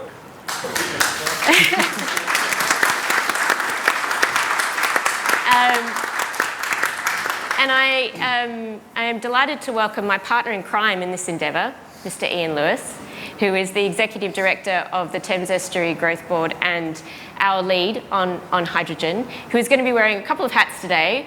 Unfortunately, our representative from the Freeport has had a bit of an injury, so Ian is stepping in her place. He's going to talk about both the Thames Estuary Growth Board perspective and what's going on in the Freeport around hydrogen innovation. And I'm also delighted to have David Woods from the British Business Bank. David has such a cool job because he gets to go around asking SMEs what it is that they need to access finance, to grow, and what it is that the British Business Bank can do to help them do that. So thank you very much for joining us today. I want to start with a bit of a controversial question, if that's okay, Ian. And that is, we talked about how important living labs are to address the levelling up agenda. And my sense is that most people in government don't realise that 7 of the most deprived boroughs in the whole country are in the Thames Estuary, because they keep talking about how we have to invest in the north instead of investing in the southeast with all of its opportunities. Do you think the Living Lab idea as a concept and the idea that it needs to be here in the estuary is landing in government? Do they understand the opportunity? Yes, is the short answer. We've had some really positive conversations recently, as recently as last week actually, with one of the Levelling Up ministers. We have 21 local authority areas in the estuary. 7 of them are in the top priority for levelling up.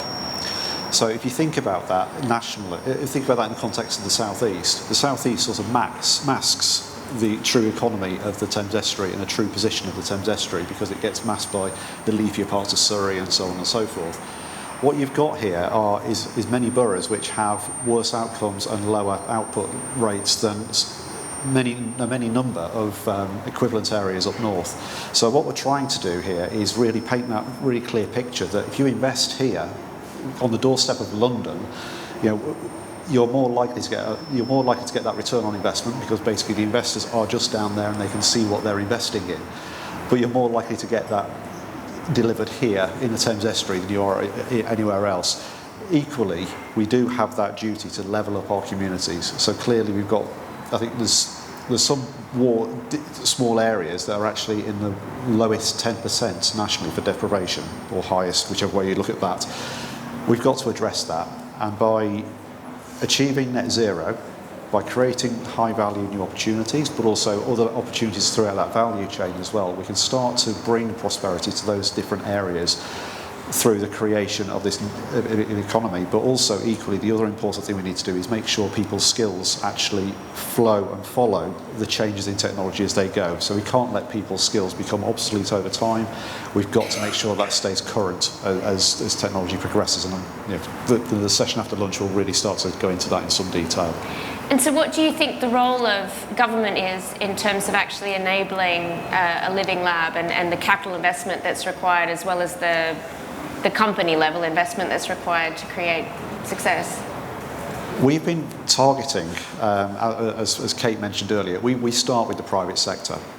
We've started with private sector on this as well in terms of trying to find what types of companies would want to invest in a living lab facility, because clearly for them, any innovation that comes out of that could be hugely profitable in the future. So what we need government to do is actually come alongside us in this and actually contribute as a cornerstone investor or help us create a fund so we can actually crowd in investment as a platform level rather than asking them to come in and invest in individual projects or products. We want them to come in at a platform level so they can actually engage, see the upsides from spreading that investment risk over a number of different opportunities, but also that widens out the chances of those startup companies being able to access that finance, because they're not having that one-on-one conversation with a single investor, which is quite difficult. They're having a conversation with a fund whose job it is to actually encourage that decarbonisation and that transition to net zero. Incredibly exciting. David, maybe if I can turn to you.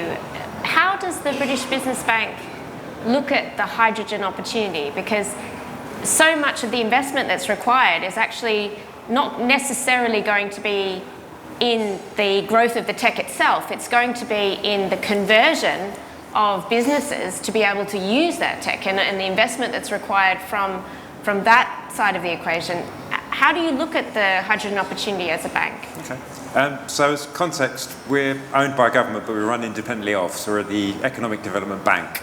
So we're interested in the journey and the transition to net zero for SMEs as a whole, not specifically on a hydrogen or whichever topic. We looked last quarter, or quarter four, at what SMEs actually knew and what they needed. So did they know where to go? Did they know who to ask? Could they get any finance? And that became the baseline for a report we published, which then went back to Treasury, and we've used that to try and work out what we need to target. The biggest issue for SMEs generally seems to be about where to go for advice to just start. They don't even know what to do. They don't know. So that conveyor belt idea, they're just not even on a conveyor belt. They don't no touch points at all for. So we surveyed 1,200 companies, 150 odd intermediaries, and 60-something% of them didn't know where to start. And of those entities, where do they sit in terms of the growth journey? Are they at the very early stages of idea creation, first couple of years of startup? Are they at the stage where they've maybe taken on an investor and they've started on the journey towards revenue growth, or are they more mature businesses, or does it apply to all of them? It's a whole spread across all sides, all the whole scale of it. It's tricky. So the bank isn't the first funder. We're the secondary funder. So we put money into the markets to then be delivered by delivery partners to the end user. So we know that there are things that need to be done, but some of it we can't do. It needs to be done by delivery partners and by private money on its own. So does that mean you're always engaging with, the high street banks, the big infrastructure funds, the big names in the market that are saying that they're very interested in investing in hydrogen, and trying to crowd them in through the structures that you offer? Yeah, I mean, some of it, so the team that I sit in, there's 13 of us. We each have about 200 intermediaries. So banks, brokers, VCs, universities, accelerators. And we take the data that we get from them, and then we overlay it and we create a picture and we get a map. And from that, we can work out where the problems actually are.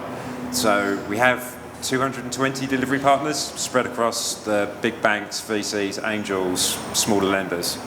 And some of the data we get, we use it as a kind of a guide and say, look, we can see there's a problem in the market. If we can give you more data, we have a look at it. And sometimes they do, and sometimes they don't. And when they don't, then if we can't get another way to fix the problem, we'll create a fund and get the fund to fix the problem that we found. Right. And so when you talk to that really diverse range of investors, what are they telling you about hydrogen opportunities? What is the golden opportunity from there? If only a project like this, if only a company was doing that, if only it was at this stage of development, what are they saying to you they want to see? So the equity is more an equity focused piece than the debt focused piece. So the equity funds are after a return. Some of them are more socially impact focused, some of them are more green tech focused, but they need something tangible. And historically, the problem's been the length of scale, whether it's patient capital, which the VC funds don't tend to do particularly well. So I think it's probably more, as it's been mentioned already, it's about the proof of concept. It's actually something tangible. You can say, well, you can put the money in here and you can actually get your money out in 5 years. Right, so it's that first commercial scale project that's got a well-structured revenue stream, you know, a visibility of cash flow. They're looking for that in an ideal world. There's a very well-known high street entity that I've dealt with who has a fund of money assigned for purposes like this, but they need something to satisfy the underwriters so that because what they're basically saying is if it goes wrong with the first investment we make, we're going to struggle to get any more money. So the first one we make has to be rock solid, tangible, and then that will be used as a basis then to fund the other things coming forwards. Yeah. One of the things that I often find when we're talking to investors is that historically investors are segregated according to quite fixed asset classes. So you're part of the bank that focuses on real estate. You're part of the bank that focuses on energy, and that typically means power, and maybe renewable power, and never the twain shall meet. And actually, when we talk about a living lab, and when we talk about hydrogen, because often it's about logistics and distribution parks and how they get ready with the right infrastructure for those that are using the parks on site, you need that collaboration. I mean, it seems to be the theme of today. You need that collaboration across different parts of these financial institutions. Do you feel like they have grasped that they need to be working across sectors, across different asset investments? On the equity side, I do more with than the debt, but on the equity side, some of the investors have a very fixed model, and it is what it is. But there's more coming through now, smaller funds, where they're more interested in a wider scope. And that's probably where you're heading, I think. Interesting. So maybe, Ian, if we turn to the other hat that you're wearing, the Freeport hat, we obviously sit on an incredibly exciting initiative, which is the Freeport's Hydrogen Working Group, bringing together all the different stakeholders to focus on something we've talked about today as being a catalyst for the supply chain, which is aggregation of demand. But I think there's probably a lot of people in the room who don't actually know either what the Thames Freeport is physically, or what are the advantages of a Freeport, particularly when it comes to this stage of growth that we're talking about, you know, early manufacturing and starting the export journey and all of that. Can you tell us a little bit about that? So just to put a bit of geography around it, the Thames Freeport has three principal locations. One is the Fort Dagenham site next door. The other one is Port of Tilbury, and there are two other sites next door to each other at London Gateway, so Dubai Ports World, furthest port out, and a site called Thames Enterprise Park, which is next door to it. And within the Freeport, within those sites, there are subzones which have been allocated for customs freedoms and tax freedoms and various other things. So essentially what the Freeport is able to offer is the ability to trade without having to deal with customs, depending on where they are in the Freeports, but equally, more broadly across those sites, there are things like capital allowances, freedom from business rates, and other incentives which encourage people to locate within those sites. The Freeport is focused on has three main focuses. One is around innovation, which is clearly, this fits very clearly within that piece. So one of the real drivers behind the Freeport is how can we use that Freeport to use the great British know-how and ingenuity and innovation? How can we use a Freeport as a place to manufacture that and sell that to the world in a very compelling way? But equally, how do we use that innovation to support levelling up, going back to the previous question? Secondly, they've been charged with decarbonisation. So one of the other key threads of the Freeport is actually how do they decarbonise their operations? And again, that's another ripe area for innovation. We've been working with them really closely over the last year or so to actually, how do we tell the story as an investment proposition?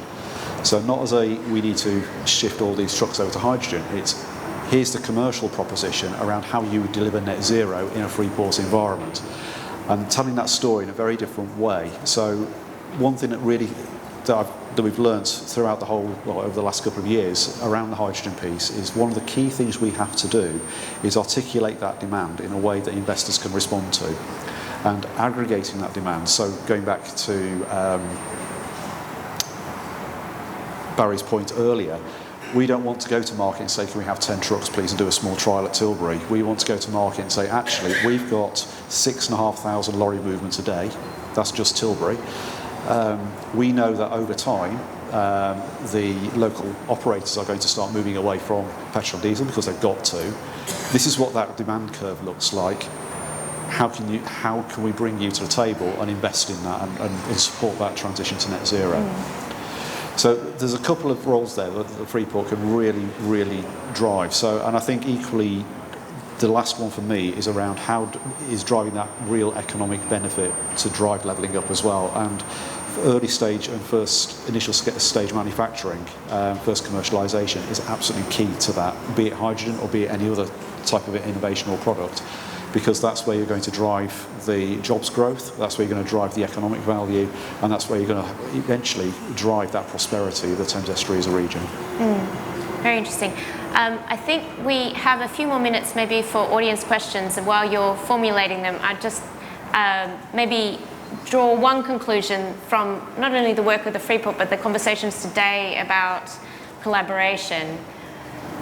I think from an investor perspective, they much prefer to operate in clubs. They operate in national clubs, and they operate in clubs around sector or technology specialisms. And so I think what the Freeport's done very interestingly is asked everyone to invest a little bit of their time and their resources, as well as crowding in some government investment, to work towards some very clear goals. And I don't know whether, David, you would agree that when it comes to trying to deliver on the Living Lab ambition, actually we're going to be much more successful in the long run in delivery, but actually we may be more successful in crowding in private sector investment if we are asking all those in industry that will ultimately benefit from a successful Living Lab to contribute a little, that fund idea, that clubbing together idea, to pull in investment. Do you think that is the way forward, rather than a sort of cornerstone, one name on the side of the... Yeah, I mean, if you look at the most the successful accelerators in London, they're all ones that connect all the dots. So the founders, the investors, they give you the whole thing about how you do the presentation, and it draws money in from externally because the product that comes out is investable.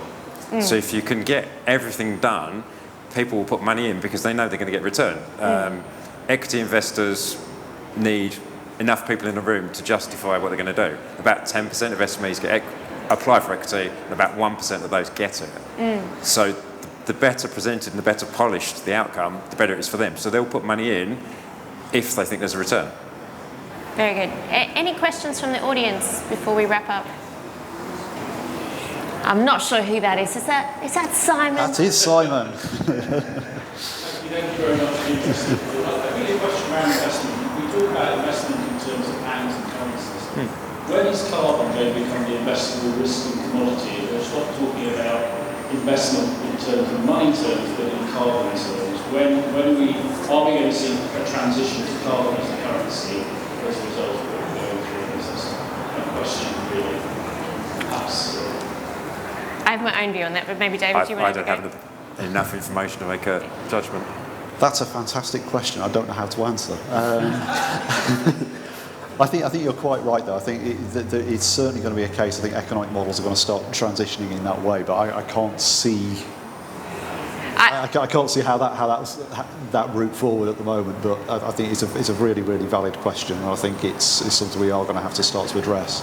I think from the perspective of the investors that we talk to, and that's industry and as well as institutional money, they see it as something that's counterintuitive as well as intuitive. It's intuitive because if you have a carbon price, you have a strong signal and you have a cash flow underpinning what you're seeking to do. So in that sense, in the absence of that, many of the necessary changes will not have an underpinning long-term stable cash flow. So yes, we will move towards that, and we are already doing so.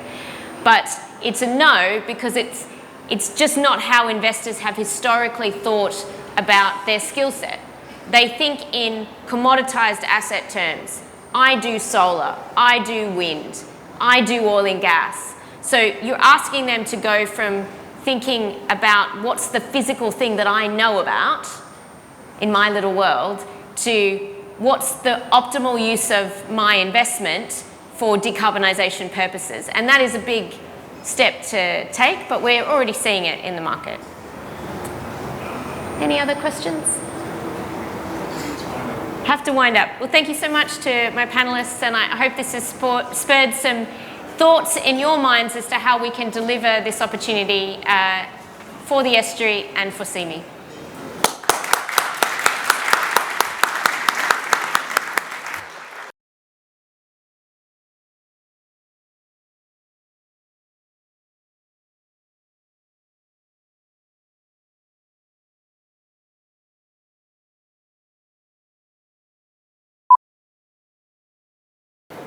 Good afternoon, ladies and gentlemen, and there are people using the lounges who have eaten too much, so don't worry, it's not because they've vacated the building. Welcome to the afternoon session, and as we promised, there were two halves to this summit. The first half talking to the innovators, to industry and the finances. But of course, the second half of this is all about how are we going to provide the talent pipeline for the hydrogen industry moving forward. And as a number of people have mentioned, we are surrounded by local authorities with a very young population, and a population that can and should be taking on board the skills training that is being offered in the region to make that difference. So before I introduce our next speaker and panelists, just a quick announcement. Quantum Group, and Maria is here from Quantum Group, and there she is, the FD, Quantum Group. So I'm really pleased to announce that Ceme, Quantum Group are partnering on an integrated solutions provider on the accredited LCL Awards Training Centre next year. I mean, essentially, the needs for upskilling in renewable technologies basically essential to enable decarbonisation. Working together with Quantum and Daikin, by the way, the leading HVAC manufacturer who developed and gifted to the world the refrigerant. So they're here too, and Ceme and Quantum will be running training programs here for literally thousands of heating engineers and heat pump engineers. I think, Maria, correct me if I'm wrong, there's 130,000 engineers that put in heat pumps in the country, and about 2,000 of them have ever received any training to put that in. And so as part of the skills mix for us here, working with industry to train, but with a very strong eye on green technology as well. And so thank you to Quantum and to Daikin for the partnership. Now, without much more...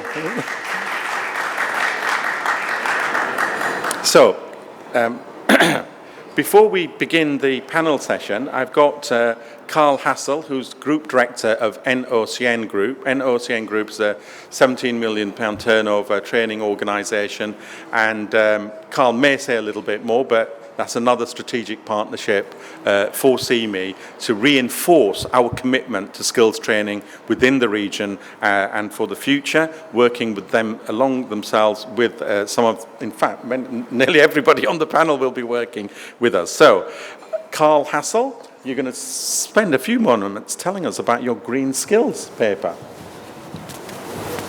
Thank you very much. Good afternoon, I'm Carl Hassel, Group Director at NOCN. Just to give you a little bit of an insight to what NOCN is, so first and foremost, we're a charity.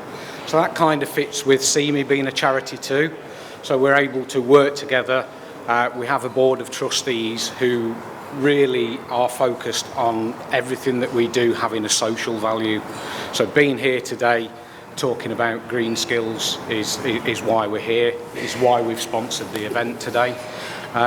So what is NOCN? So NOCN is an awarding organisation. We have hundreds of thousands of learners on programme every year through a network of around 850 training providers throughout the UK, and they range from privately owned training providers through to colleges and universities. and a whole raft and suite of qualifications. We also work internationally in India, we work in Greece, we work in Italy, so and we're trying to grow that market too. We work across a wide range of sectors. Our bread and butter for many years since an acquisition of C Skills has been in construction, and we're trying to diversify that model, although we can make a real difference in construction with green skills.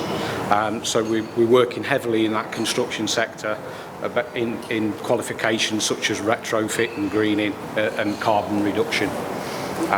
So we work in manufacturing, we work in engineering, and we're going to base ourselves here and be a strategic partner with Ceme, because what we want to do is develop more green qualifications in and around hydrogen, etc., etc. And it's really important that we're part of that journey and that we give all the sectors the relevant skills that they require to be able to put people into work, keep people into work, upskill people, and make sure that that pipeline of talent exists and is nurtured.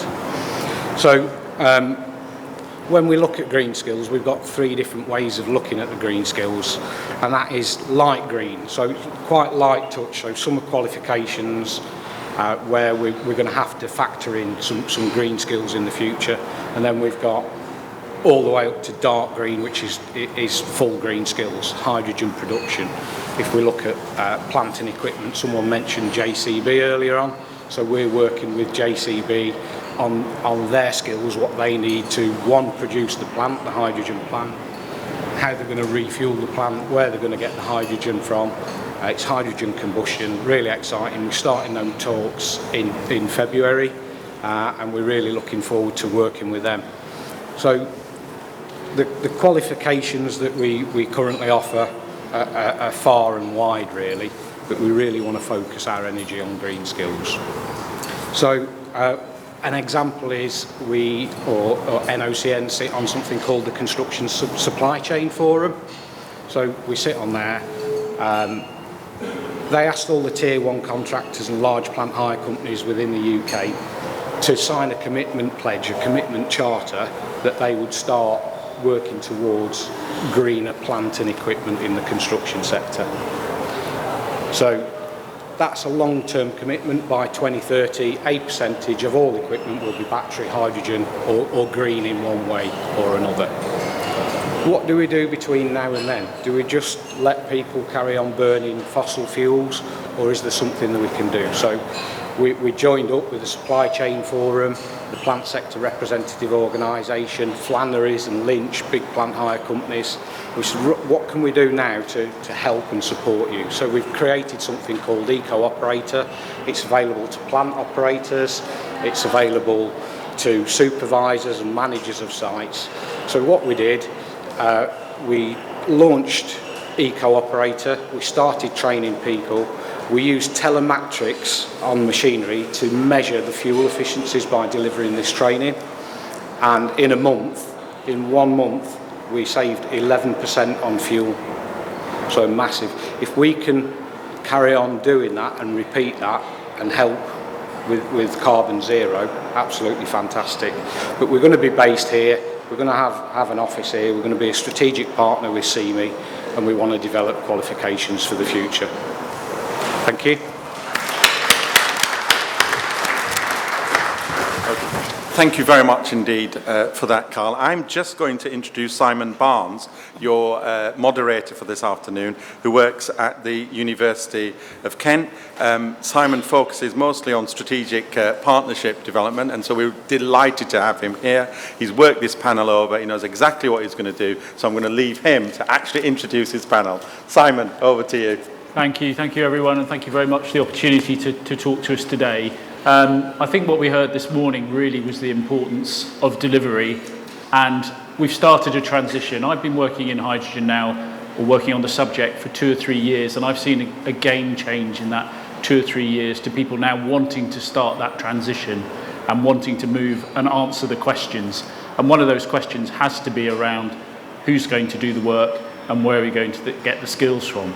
But hydrogen's a challenge because as an energy vector, it's in almost every sector. It's in large industry, it's in paper making, it's in board making, it's in every form of transport and logistics. We put it into the natural gas, we're using it in maritime, and we're using it in our homes. So the challenge of introducing this new fuel is extraordinary. I'm old enough to remember the transition from town gas, and by the way, town gas was in effect hydrogen to natural gas back in the 70s, where we had a conversion programme across all the homes in the UK. And ironically now we're probably going back to that gas at some point, back to hydrogen. So transition is a dynamic thing, and we're in that transition period, and we need the skills at every level, and we'll talk about the levels of skills a little bit today to develop that. So first of all, I'm going to ask the panel to introduce themselves. Carl, thank you for your introductory presentation. I should just, Sam, are you happy just to introduce yourself for 5 minutes? Yeah, absolutely. Thank you Everyone for that. hear me okay? Thank you. So Sam Deloy-Davies, I'm from the Strategic Development Network. Really pleased to be here with you all. We work closely with government, with business, and with education providers, so we're kind of there in the middle, understanding what's needed, understanding what's happening. We're very involved in the changes and reforms around apprenticeships, around T-levels, and I'll be asking you guys a bit about your knowledge of those things in a little bit, around things like higher technical qualifications. So I can talk a little bit about what I know is already happening, and a bit about the needs of where the education sector needs to go to help business. Thank you. Thank you very much. Now, Yvonne can't be with us today, so we're joined by a colleague from the college. Please introduce yourself. Yeah, good afternoon everyone. I'm Sean Hindle. I'm the Exec Director for Barking and Dagenham College. Really pleased to be here this afternoon to talk to you around what the college is offering in terms of the skills and driving the skills for the region forward. As a college, we offer everything from level 1 right up to degree level programs across most sector areas, and we collaborate quite widely with a number of people, and I see a few of you in the audience already. So we are very much a collaborative organisation. We can't deliver the skills without your support. My remit is very much around upskilling and reskilling the workforce, getting people into jobs, and making sure that we equip the young people that's coming out of schools now going into the right industries moving forward. I'll address that a bit later on. Thank you. Oliver, please introduce yourself. I'm Oliver Koenig. I'm an associate professor at Coventry University, where I lead the hydrogen energy research team. Our research at Coventry focuses on both fuel cell propulsion systems, where we work at relatively high TRL, so between sort of 3 and 7 or 8. So looking to improve the efficiency and durability of fuel cell systems for multi-power applications. And then also on green hydrogen production, where we're working on next generation electrolyzer technologies with improved efficiency, lower cost, longer lifetime, ultimately the aim being to reduce the cost of green hydrogen. And alongside the research, we're increasingly often receiving requests from our industrial partners and collaborators for bespoke programs of training to upskill their existing staff to allow them to sort of work more effectively in the hydrogen space. So that's something that we're developing sort of taught offerings towards at the moment. James, afternoon. Hi, doing everyone. I'm James Robinson. I'm a lecturer at UCL, based in Bloomsbury at the moment, but as some of you may know, over the next year or so, UCL is actually expanding into the Thames Estuary region. So as part of the expansion process, we're taking 2 buildings right beside the Olympic Stadium, which I'll be based in. In my current guise in Bloomsbury, I'm part of Europe's largest electrochemical research group. So we have over 100 PhD and postdoctoral researchers focusing on hydrogen production, utilisation, and also batteries and other electrochemical technologies. And with a separate hat, I'm also heavily involved in the kind of training programs for PhD and postdoctoral researchers for the Faraday Institution, which is the UK's sort of battery research funding agency. Thank you everyone. So skills at all different levels, I think that's what we need. I'm conscious that we're an all-male panel, and when I look around the room, we're predominantly male, yet our student community, certainly at our university, and I'm sure it's true at yours, are more than 50% female. How are we going to get the diversity into the industry? Why have we got this challenge over diversity? Would you like to start that one? Yeah, to be honest, it's a good question, and it's taking some thinking about. But I think it starts in schools, I think. Right. I've got a 17-year-old son. I know I don't look old enough, but hey. Yeah, and that careers advice is not there. People do not understand what's available to them as an occupation for the future. Yeah. And it's about, I think the days are gone where, you're a boy. Yeah. I'm waiting for that one. I might be down. Can you hear me okay? No?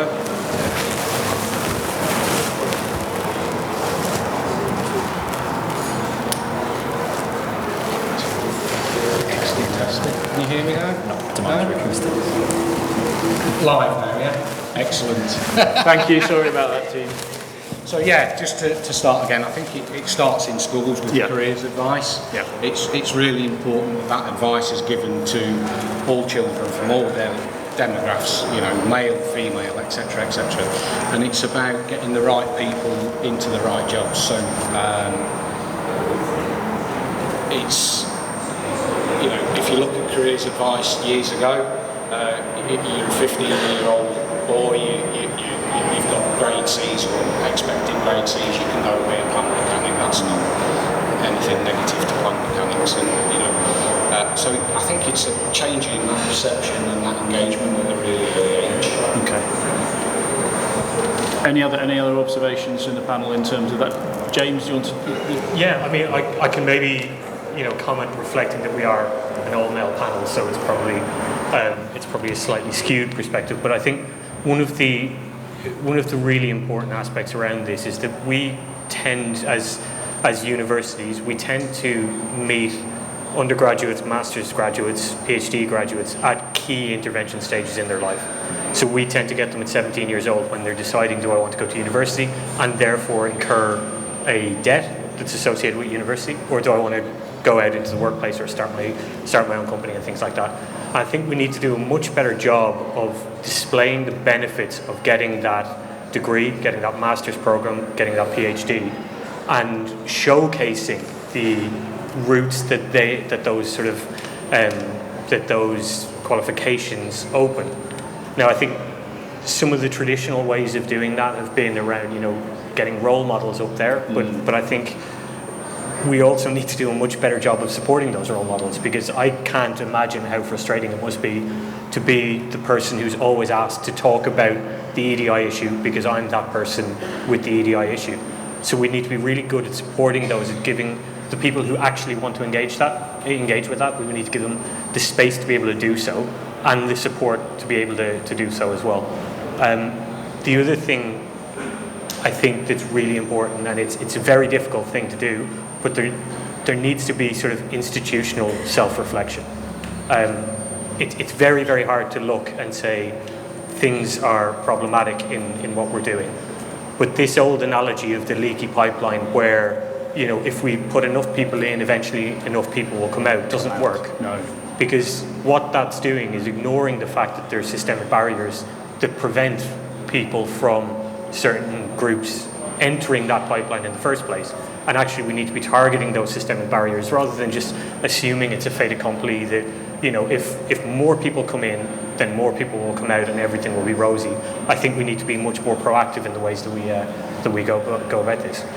Excellent. I must admit, personally, I was very inspired by Ellen MacArthur in setting up the Ellen MacArthur Foundation and the whole of that initiative. And she was, me personally, to be a brilliant role model of what sustainability meant.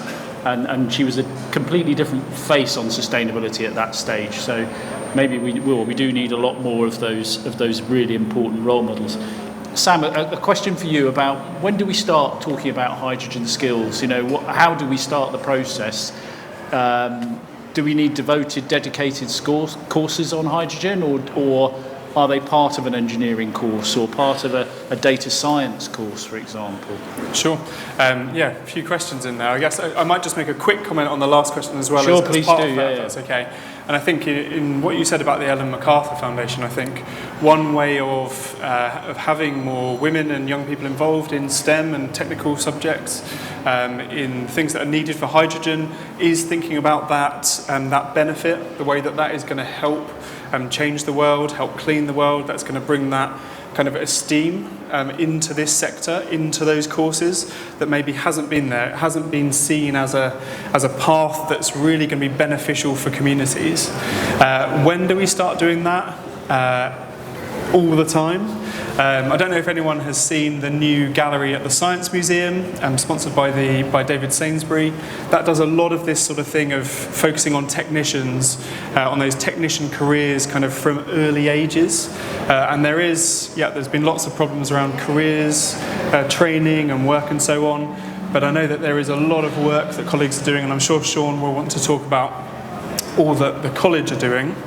And in terms of your final question, in terms of the courses that we need, I think going back to lots of comments that were made this morning, we need to innovate in education, as is happening in business, as is happening in industry.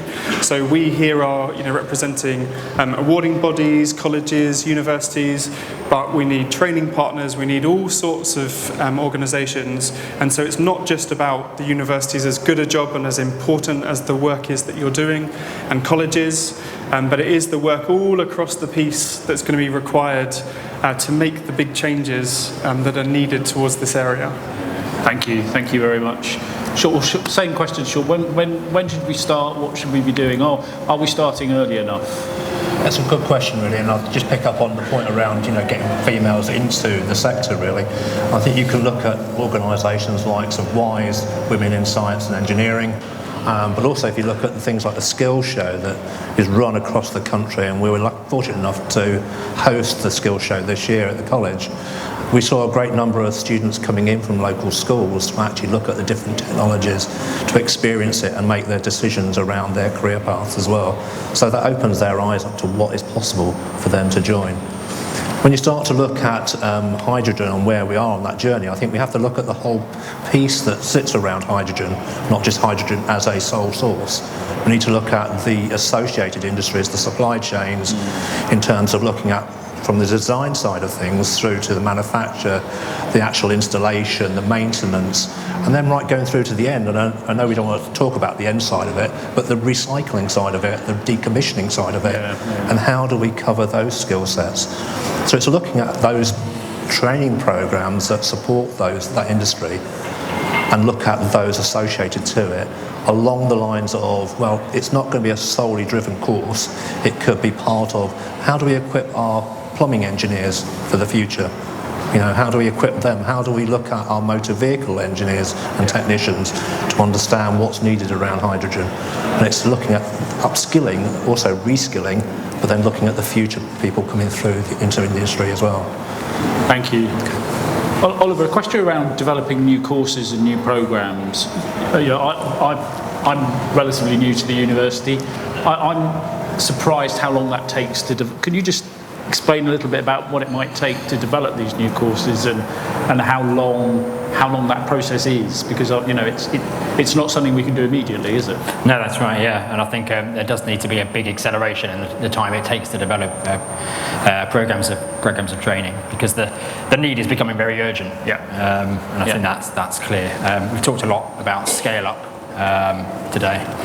And just to quantify that a bit, we need something like an 8,000-fold increase in electrolyser manufacturing capacity between now and 2050 in order to meet demand. And an annual growth rate of about 130% in installed electrolyser capacity to meet that demand as well. And that's entirely unprecedented rate of growth for technology in peacetime, aside from COVID-19 vaccines. So only COVID-19 vaccines have been developed at a rate faster than that throughout history. So that gives you a sense of the scale of the task in terms of the rate at which the technology needs to scale, and then of course we need the people, we need the engineers available to be able to deliver those technologies as well. So yeah, absolutely, we need to be much faster than we are at the moment. It typically takes a matter of years to develop these courses at the moment, and that needs to become months or even weeks. And the only way we can do that is by engaging effectively with industry to understand the skills needs of industry and really make sure that the courses are well tailored to meet those needs. And then providing training in the right forms, so be it form of apprenticeships or internships, working with industry to do some of that teaching delivery as well, so that some of the teaching activities happen in an industrial context, just to make sure they're relevant to the job. people always learn faster if they sort of learn on the job and they're doing whilst they're learning. So yeah, taking that kind of approach, I think, can hopefully speed up both the development and the delivery of these talk programs. And Carl, how fast are you able to move? You're used to being adaptive and responsive. Do you feel the need to do that now for this subject? Obviously, you're doing it. Would you like to do more? Absolutely, yeah. I mean, we've got a green skills paper. So over there on the Ceme stand, there's some little NOCN cards, and on the back there's a QR code. So if you can go and tap that QR code and just look at the gaps in the skills that we need. And I think manufacturers, employers, the whole supply chain need to get involved. We need to talk to everybody, and we need to get the right people around the right tables to develop the qualifications quickly and efficiently, because at the minute all the qualifications log the development and speed of technology. Right, okay, I think we're hearing a lot about we know what to do and we know what to think to do, but we could do it quicker. Yes, sorry, Sam, and then we'll come to James. Thank you. Yeah, just really wanted to come in on that point in terms of the reforms that have been happening, right from kind of level 2 all the way up to kind of level 7, with new things like degree apprenticeships that are coming in, but also wanted to touch on something called T-levels. I'd really love to see a show of hands of anyone here who's heard of T-levels in the audience. Okay, so we've maybe got just under half or so. There's been kind of 5 years that have gone into the development of T-levels. That's intended to be the technical gold star version of an A-level, so that we have a whole new generation, going back a bit again to the careers piece, who are seeing that there are good careers happening in the technical area that they can go into. And also I wanted to raise this point in terms of how quickly we can move, because the Institute for Technical Education are doing a lot of work in listening to employees and doing those changes so they can work with people like the NOCN group.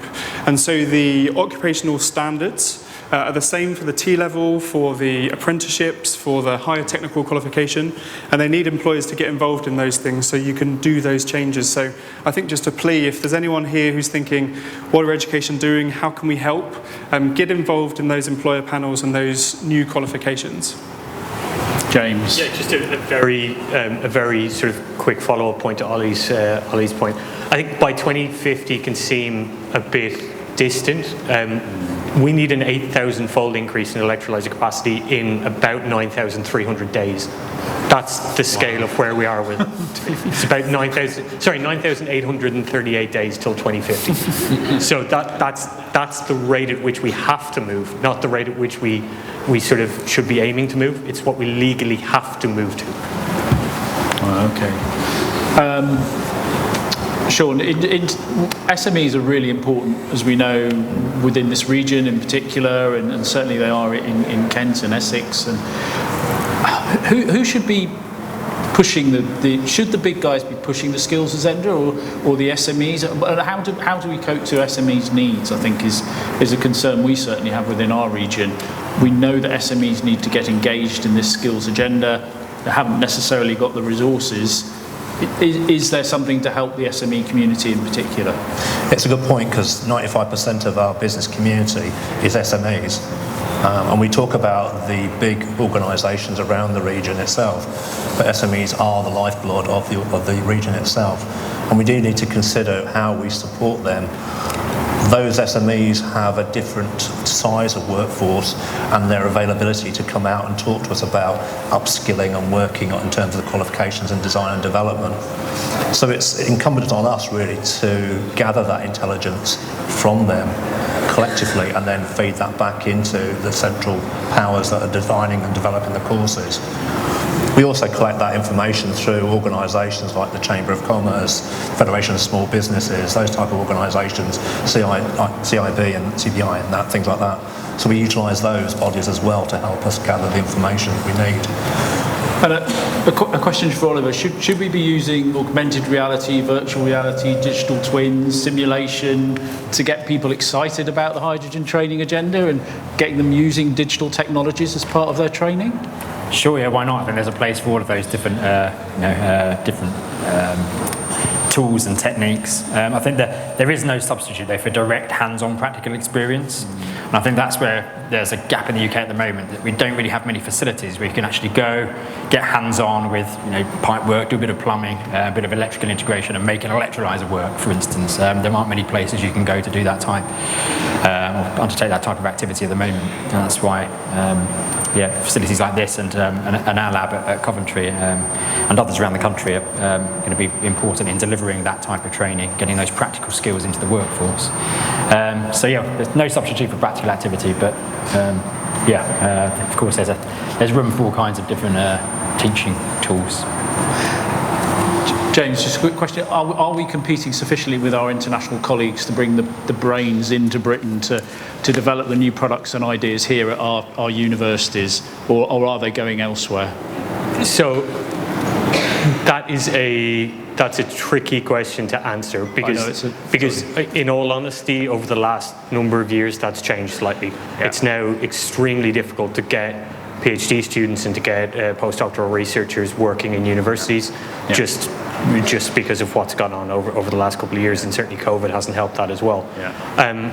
But I think what we do have is we have brilliant resources within the universities to be able to attract people. So while we're currently sort of in the midst of a bit of a challenging situation in terms of getting people in, we have the facilities and we have the capabilities so that when people arrive or when people come up through the university systems, they're really in a good place. And I think one of the key things that we've heard from the panel is that as universities and as educators, we really need input from industry. And I think that's where the UK university space is particularly good. I think the sort of collaboration across university research and industrial research and the kind of the grey area, the valley of death, as was mentioned earlier, is actually serviced quite well in the university sector, and is I think something that I hope continues as we move forward. Any more thoughts from the panel before we open it out to the floor? Anything people have said or we've missed in the conversation you feel so far? I think for me, really, the key thing for us in terms of the success and driving this forward, and it's been mentioned several times this morning, is collaboration. No one organisation can achieve this on their own. We have to collaborate. From an education perspective, we have to work collectively with the industry bodies, we have to work with the awarding bodies and also partners as well. So it is a collective drive and determination to achieve this. And it was picked up earlier this morning, we can't by 2030 be developing a strategy. We have to be there at net zero by 2030. Yeah. And we do need to run just to stand still now. Okay. Good. Can I open it up to the floor for questions, please? We've got a lady here over. I think we should go over to the left first and then to the right, if we may. So over here on the left, please. Thank you very much, Simon. I'm Sarah Murray, Thames Estuary Growth Board, and also Local London. So I've kind of got a suggestion and a plug as well. So just on two areas. In relation to careers, and it was great to hear you pushing and suggesting that there's more awareness of this sector being given to schools. So we run a careers programme across almost all the schools, including SEND schools in North East and South East London. We're always looking for enterprise advisors from new sectors to come in and talk about these opportunities. My suggestion is make it really relevant. Talk about the jobs that are there today. Sometimes hydrogen is talked about something in the future, and just for a young person, if you're 13, 14 and thinking about the choices that you need to make for your GCSEs, you need to think about what's available in the next 2 or 3 years. So try and do that, and we'd love to get anybody involved from this room today and the network. The second point is again about this point about getting business involved in setting the agenda. And the latest thing in the education agenda right now is what they're calling local skills improvement partnerships. So we've got Business London leading across London to shape that agenda. We've got lots of people here who are going to be involved in that conversation. We want to hear from employers what you need in terms of that skill set, whether it is, as you were saying, technical skills and those hands-on skills, but also the softer skills and digital skills, and how that whole mix is going to be relevant for this agenda. So we'd love to help, we'd love to hear from you, and hopefully in the next 12 months we'll have you around the table shaping the curriculum for those young people in the future. Thank you. Brilliant, thank you. Yeah, of course. Can you hear me, yeah? Yeah, so just by show of hands, I'm going to ask a question. So I talked earlier a little bit around a commitment charter for tier 1 contractors and large plant hire companies signing up to a charter that's seen them introduce low carbon plant and low emission plant by 2030.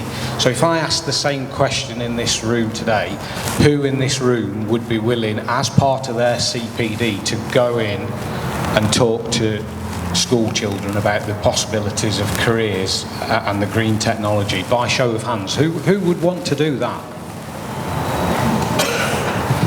So that's a really high percentage. It's a good start. It's a great start, and we need to harness that and take that on board and see what we can do. Yeah, great. Thank you. I just want, gentleman here from university. I just wanted to say, actually, in the universities, we're terrible at teaching even our own students, and finally we're getting academics and colleagues to use things like blogs. So a 5-minute blog to talk about something that people can read at their leisure, not necessarily a full script. So we need to use new techniques to communicate with these new communities, and in the social media, I think, a lot more than we do. Yeah, okay, good question there. Yes, thank you. I'm Sigal Das, a lecturer in energy management. I asked a question earlier this morning, in fact, at the first panel discussion, and I'm going to ask it again, but it's interesting that at the moment in CU London, in the Dagenham and our Greenwich campuses, we're the only programme at the bachelor's level in the entire UK that offer energy management as a non-technical subject. And picking up the point you just mentioned, I do a lot of schools outreach as part of my role to children as young as year 8, year 9, introducing them to the way that, and it's not an understatement to say that there's actually a real opportunity to save the future of the planet that they will inherit, but as earlier was said, it's happening. It needs to happen right now, as Oliver mentioned, the capacity on the technology side, and yet there are lots of roles. And my question is, why is it that CU London have the only energy management programme in the country, and which does include hydrogen now in the curriculum, of course, as a result of this event and the interactions that it's created. Why does the panel think that is? I can give a personal reflection from Kent, and this happened last week. We had a discussion about creating a new master's programme in sustainable engineering, including hydrogen. I was told that it wouldn't start until September 2024 at the earliest, just to get it through the process and through the internal processes within the university. As a non-academic and a non-university person, that kind of shocked me. If you want to get a new product to market, 3 to 6 months maybe. Yeah. James, I suspect you might have a similar experience. Yeah, I mean, I can completely agree with you in terms of that. We're actually launching a new master's program in Stratford next year, based around advanced propulsion. So that's going to be both hydrogen and battery-powered electric vehicles as the primary mode of delivering an education at a master's level. But I think, and that took 3 years, probably, maybe 4 years to get over the line, just with the internal wranglings and stuff like that. Now, admittedly, they've built a shiny new building in the interim, so that's been a positive from it. But I think one thing to bear in mind is that academia, certainly at the university level, has traditionally been quite siloed and has had these sort of quite defined areas. So you have chemical engineering, and chemical engineering is flow through a pipe and distillation and flow through a packed bed, and mechanical engineering is designing motors and engines. Increasingly, I'm seeing that move away from that sort of model. So our new program at UCL East is designed with chemical engineering, mechanical engineering and electrical engineering all coming together under the same building.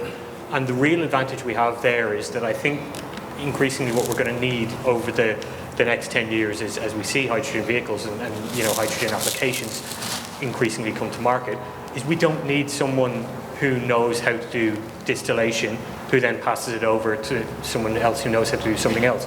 We need someone who has the core scientific understanding to be able to adapt to the different market. And I think that one of the big strengths that the UK has is there's an extremely strong electrochemical underpinning in the UK. There's some of the best scientists in the world are at universities in the UK, and that core electrochemistry knowledge is as applicable to fuel cells as it is to batteries. But what that will need us to do, and it's probably a bigger strategy piece than this, is we need to stop this 10-year cycle of we're doing batteries now, and then we get to 10 years later and we turn off batteries and we turn back on fuel cells, where you've lost all that retained knowledge and the institutional knowledge that you have through PhD students, postdocs, master students, and you start from scratch. We need to say we're doing electrochemistry now, or we're doing electrochemical engineering now, and that's the approach that we take going forward. And I think that would be beneficial. Any other views on that? I think we should widely agree with that, don't we, really? Yeah, I definitely agree with that, and I think I'd add that there are, when we're thinking about this sort of innovation that's needed, it's absolutely right to be thinking about universities and the work universities are doing, but often we think just kind of degree, master's, PhD. There's lots of other things and innovative things that universities are doing in partnership with employers, in partnership with colleges. There's institutes of technology which are kicking off.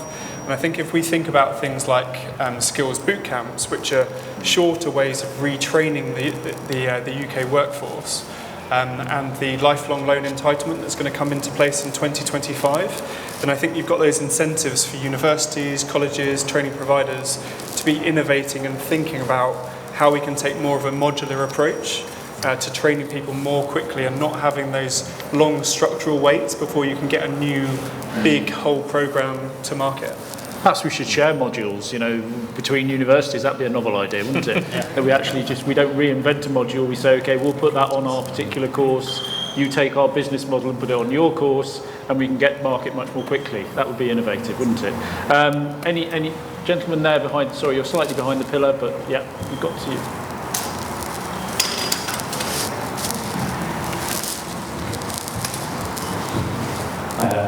As much as I'm studying sustainability, the Centre for Alternative Technology in the web at the moment. You mentioned the timescales involved both in terms of the climate perspective, but also in terms of the education systems. What can be done to refocus those that are already in the workplace who've come through all of these training facilities that you described? Good, very, very good point. Retraining existing people, how are we going to do that? Yeah, so we're talking about upskilling existing workforces. And again, it's the supply, the demand. The employers know exactly what they need. We're finding out a year too late that there's a skills shortage in a certain area, and then going and developing qualifications that fit that skills gap.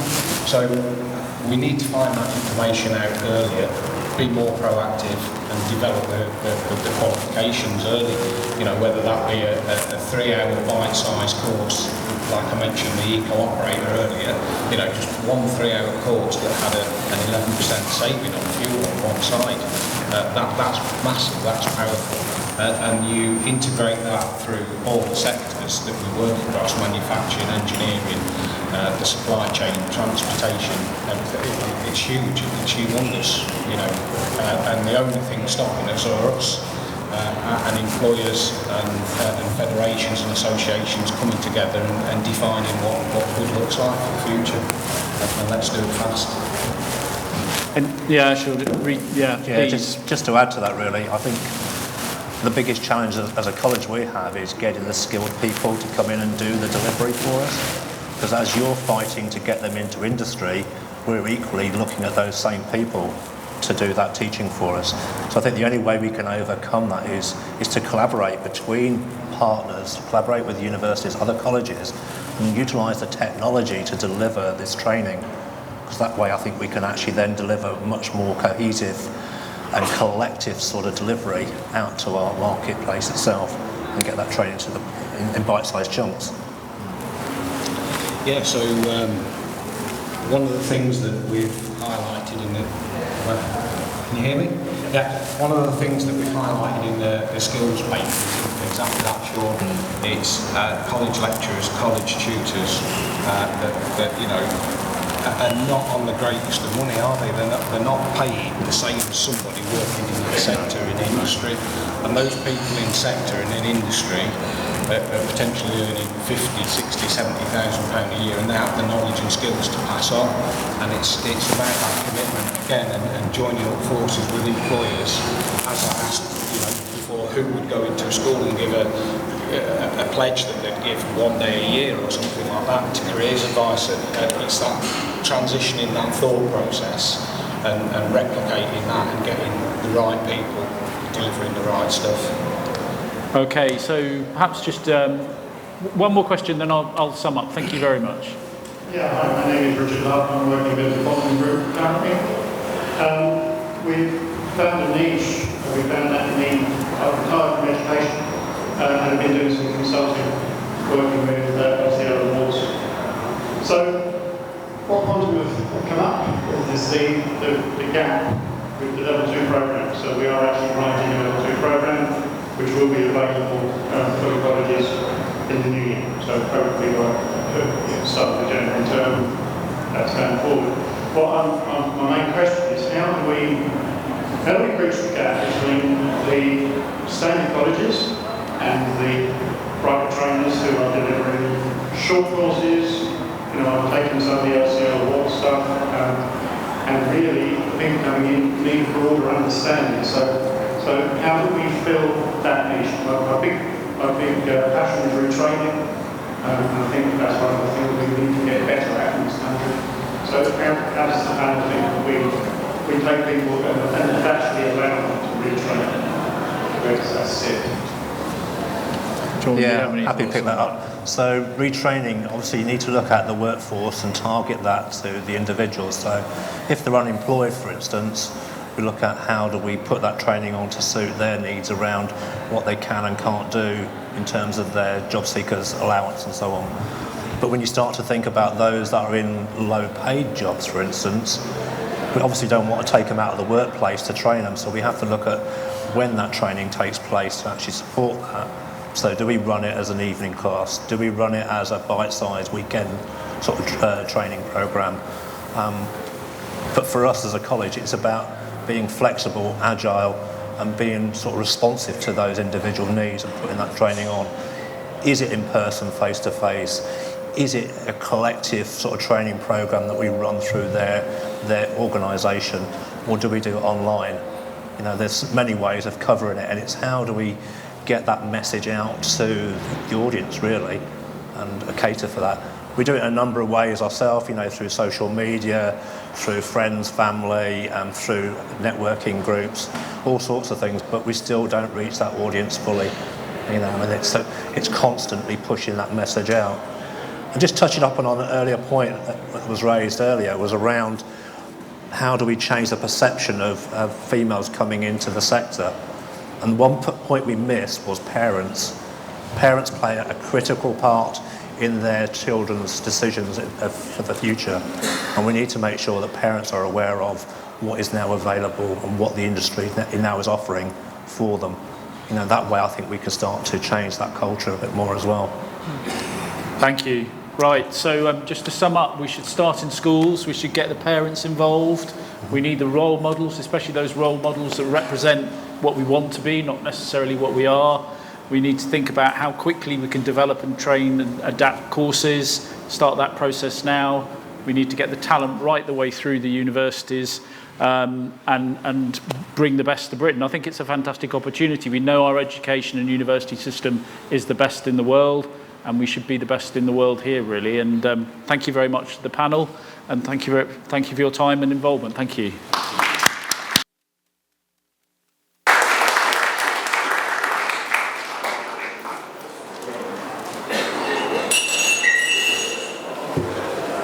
Right, thank you very much indeed, Simon, for that. And you can leave the stage, by the way. And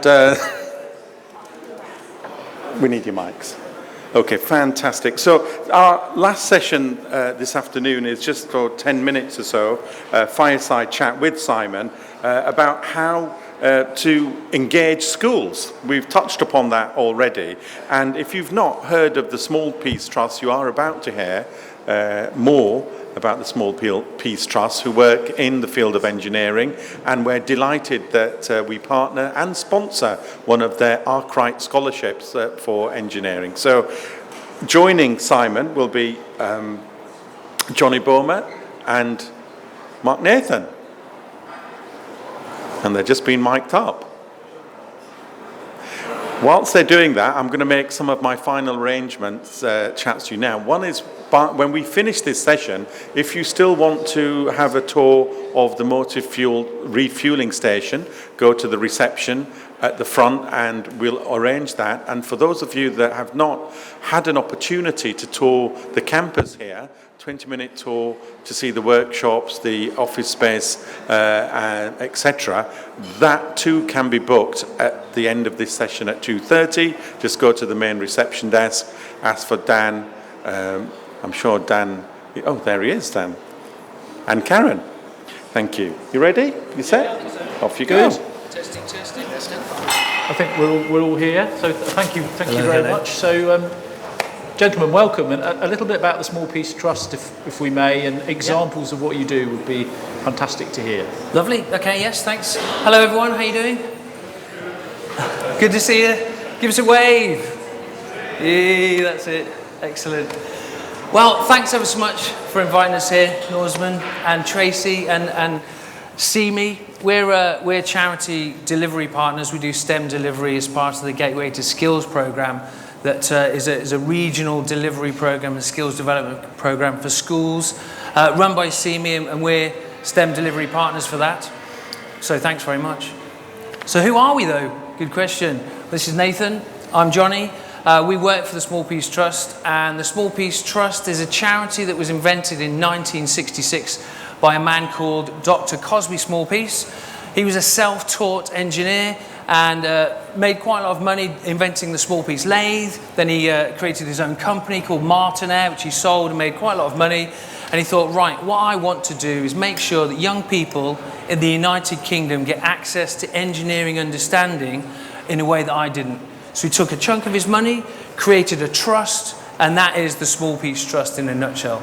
Great. So what do we do then? Well, our job is to inspire, inform, and influence young people to make decisions that give them opportunities to take pathways in careers in engineering and computer science, which is, as I'm sure the previous speakers, we're the pipeline behind them, right? We go into schools, so our sort of activities are STEM days. So a funding partner like Ceme employ us. We go into a school and we'll do a STEM day. So imagine you're in the school now. You're all sat at your desks, at your tables, and you're like, oh, what's going to happen today? One of us comes in and goes, hey, everyone, how you doing? You all right? Goes for the second wave. Today we're going to talk to you about hydrogen. Oh, it's a really exciting new concept. Has anyone heard of hydrogen? Put your hands up if you've heard of it. Yeah, there you go, great. So a few of you have ACE. What we're going to do today is you're going to be sat around a table with your friends, you're going to have some resources, and we're going to learn about how hydrogen cars could work. Yeah, so they're like, oh, what do you mean? What do you mean? So then they have to form their own engineering company. There's a table with resources. They have to work out with the finance manager and the marketing manager. They have to come up with logos, and they then have to plan their car. Right, so they come to the resource centre, they buy materials, they take it back to the table, they build their car, and then they give it a label and a logo, marketing plan. They have a finance manager, resources manager. So we're teaching them about being a team, right? Team building, collaboration, creativity, all the key skills that we know that they need to become good engineers and good people in working community. They finish it off and then they do a presentation to the rest of the room, which is then judged by teachers or invited guests, and someone wins a prize. But what happens is, when they're walking out of that room, they're all going, oh yeah, that's brilliant, did you see my car? Yeah, mate, hydrogen, whoa, right? And that's the flame, that's the spark, that's the ignition that has to happen for everything else that people have talked about today to occur. And it's funny that in the summary was we have to start in schools. And we're the last people on. It's good to start at the end, isn't it? Right? It is. It's good to start at the end because that makes sense. This is where it begins. We light that fire, and then we do stuff in universities. We do outreach with businesses. We've got, I suppose the pinnacle is, in short, because I've only got 10 minutes, is we do all that STEM engagement activity, but we're looking for young people that maybe don't have normal opportunities, right? That might not have heard of engineering. They might not have a family background of education. Girls in particular, and we concentrate on making sure our girls are 50-50 on STEM days and all the courses that we run. That's our recruitment quota, and that works out really well. So we do STEM days, and then we're looking for young people to guide them into a thing called the Arkwright Engineering Scholarships. Has anyone heard of it here? Arkwright Engineering Scholarships? Yeah, a few of you? Okay, great. 33 years old this year, and the Arkwright Engineering Scholarships is a 2-year scholarship that UK engineering industry sponsor, and those students are usually gifted and talented, and they're then mentored by engineering companies. Ceme have got their own Arkwright Scholar. She couldn't be here today, but you may see her another time, and there'll be a Connect Day, which Arkwright Scholars will come to visit the Ceme campus. So why bother, right? Well, if we're not doing that work, right, if we're not going into primary schools and getting those kids to be interested in cars so that when they get to year 9, they're like, oh yeah, I know how mechanics work, but what about if we put hydrogen in it? Then these guys, the university courses, they're going to be empty, aren't they? And everyone's going to be a YouTuber, not a hydrogen engineer, aren't they? Right? That is the reality that we face. 16.5% of engineers in the UK are girls. Yeah. That's not good enough. No. Just an aside, probably shouldn't say this, right? But in schools, if you have all-girl teams, they always win, right? Always win. And women are particularly good in the engineering context because they've got all of the skills, including team building, which is such an important skill. Very good.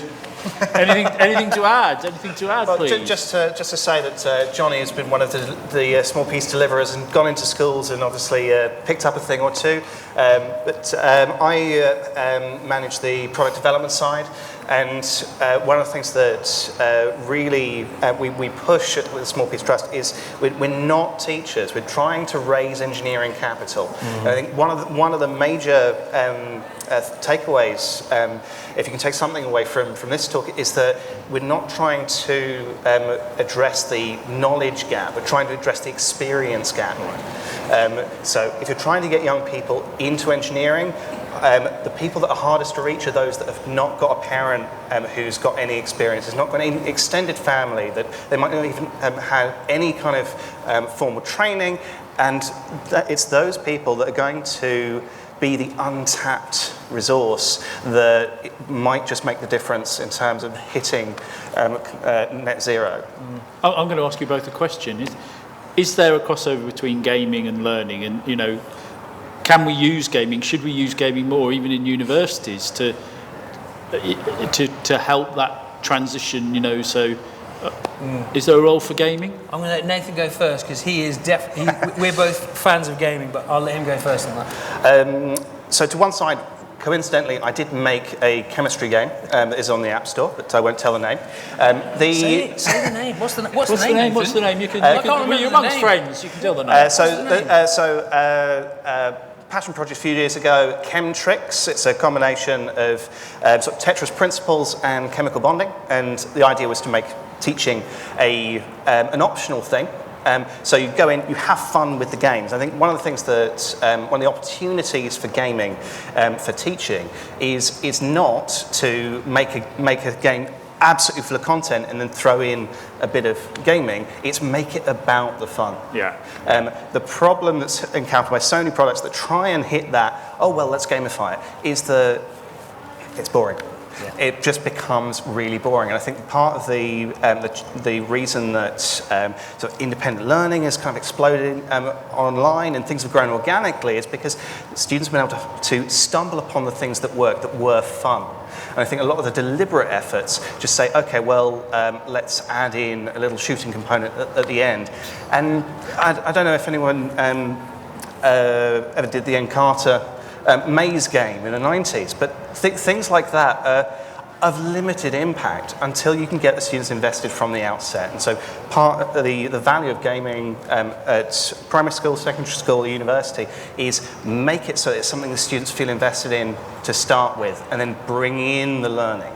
Yeah, we're using gaming now, by the way, as a technique to help AI and machine learning and introducing businesses to gaming to get them to understand how to do things more quickly and productively. So, yeah. Gamification's an essential element because it does bring fun, but the learning's embedded because you're actually engaged in the activity. And you create pools and colleagues all around the world, potentially. Yeah.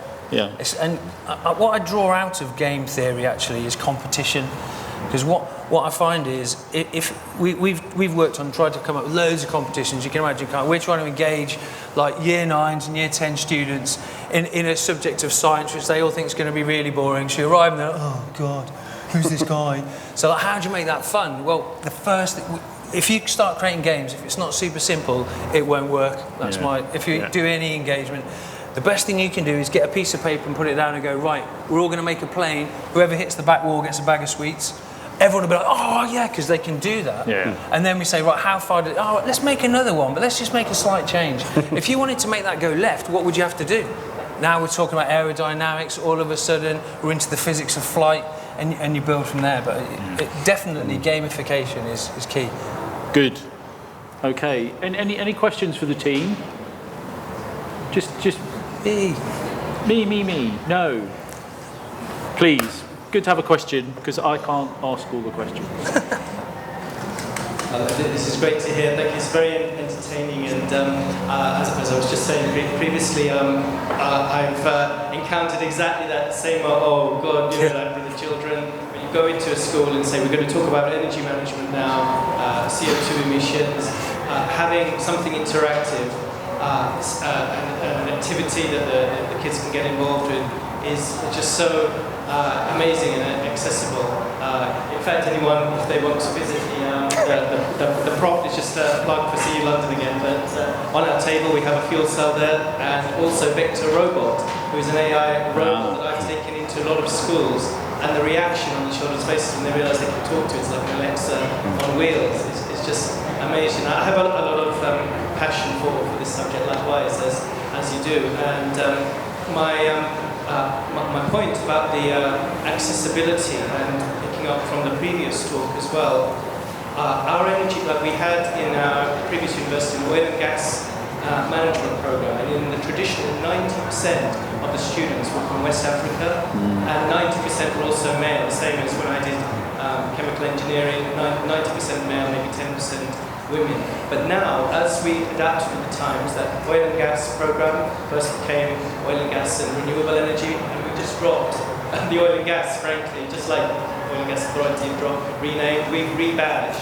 And now we're finding the balance of men and women coming onto the program from families that would not have traditionally gone to university. All this accessibility means that we have to resort to different methods of teaching, much more so than in a traditional university. And I know that Falcon and Dagenham, CU London, a number of colleges here are doing these things to reflect the change in the student demographic. That sounds he's asking us to go and deliver something, Nathan. It does sound like I've got some business cards. If anyone needs us to turn up and help out, we are more than welcome to do that. And on the sort of diversity question, Engineering UK have got a fantastic EDI criteria. There's lots and lots of information on their website about this. So that's how we identify our schools. And just to counter the AI robot on the table, Ceme actually have already run 6 workshops for, that's got to be for about 600 students on site here, with an AI Lego robot, delivered by us, by the way. And also, to the other gentleman's point earlier about getting involved and everyone putting their hands up, Ceme actually have slots on those STEM days for industry people to come in and talk. So if any of you are directly interested and think, yeah, I want to do something, that's an action you could do right now. All you have to do is speak to Tracy, and we'll see you at that event. Right, okay, at that point I'm going to hand back to the man from Ceme. Brilliant, brilliant Thank seeing you. today. Thank you very to much both. indeed, Johnny, and the small police boss. Well, it was apt, really, to have you gentlemen at the end, because they are an inspiration to the staff at Ceme as well, because when you want to change the world, you've got to start with the kids. And when we come in here, you know, you've got people dressed like me, people in visors and all sorts, and then you get 100 kids run past you, and you think, what's going on? And you realise they're having a STEM day, and then if you just pop your head in, the competition is vicious, you know, with these little AI cars and stuff like that. And that is really the epitomises Ceme as a destination for invention, for innovation, for entrepreneurship, and a facility and an asset for the locality and the region. I'm delighted at the partnerships that we could announce today with Quantum, with Local London, and of course the amazing work we'll be doing with the Thames Estuary Growth Board in terms of the Living Lab. It will change the face of this region in the next 10 years, but I would ask you, if you're interested, there are many stands out there that you can get more information from, including the Ceme stand. And if you haven't yet popped your business card in the little bowl, you might actually win a free room or accommodation here. So don't all rush. And that.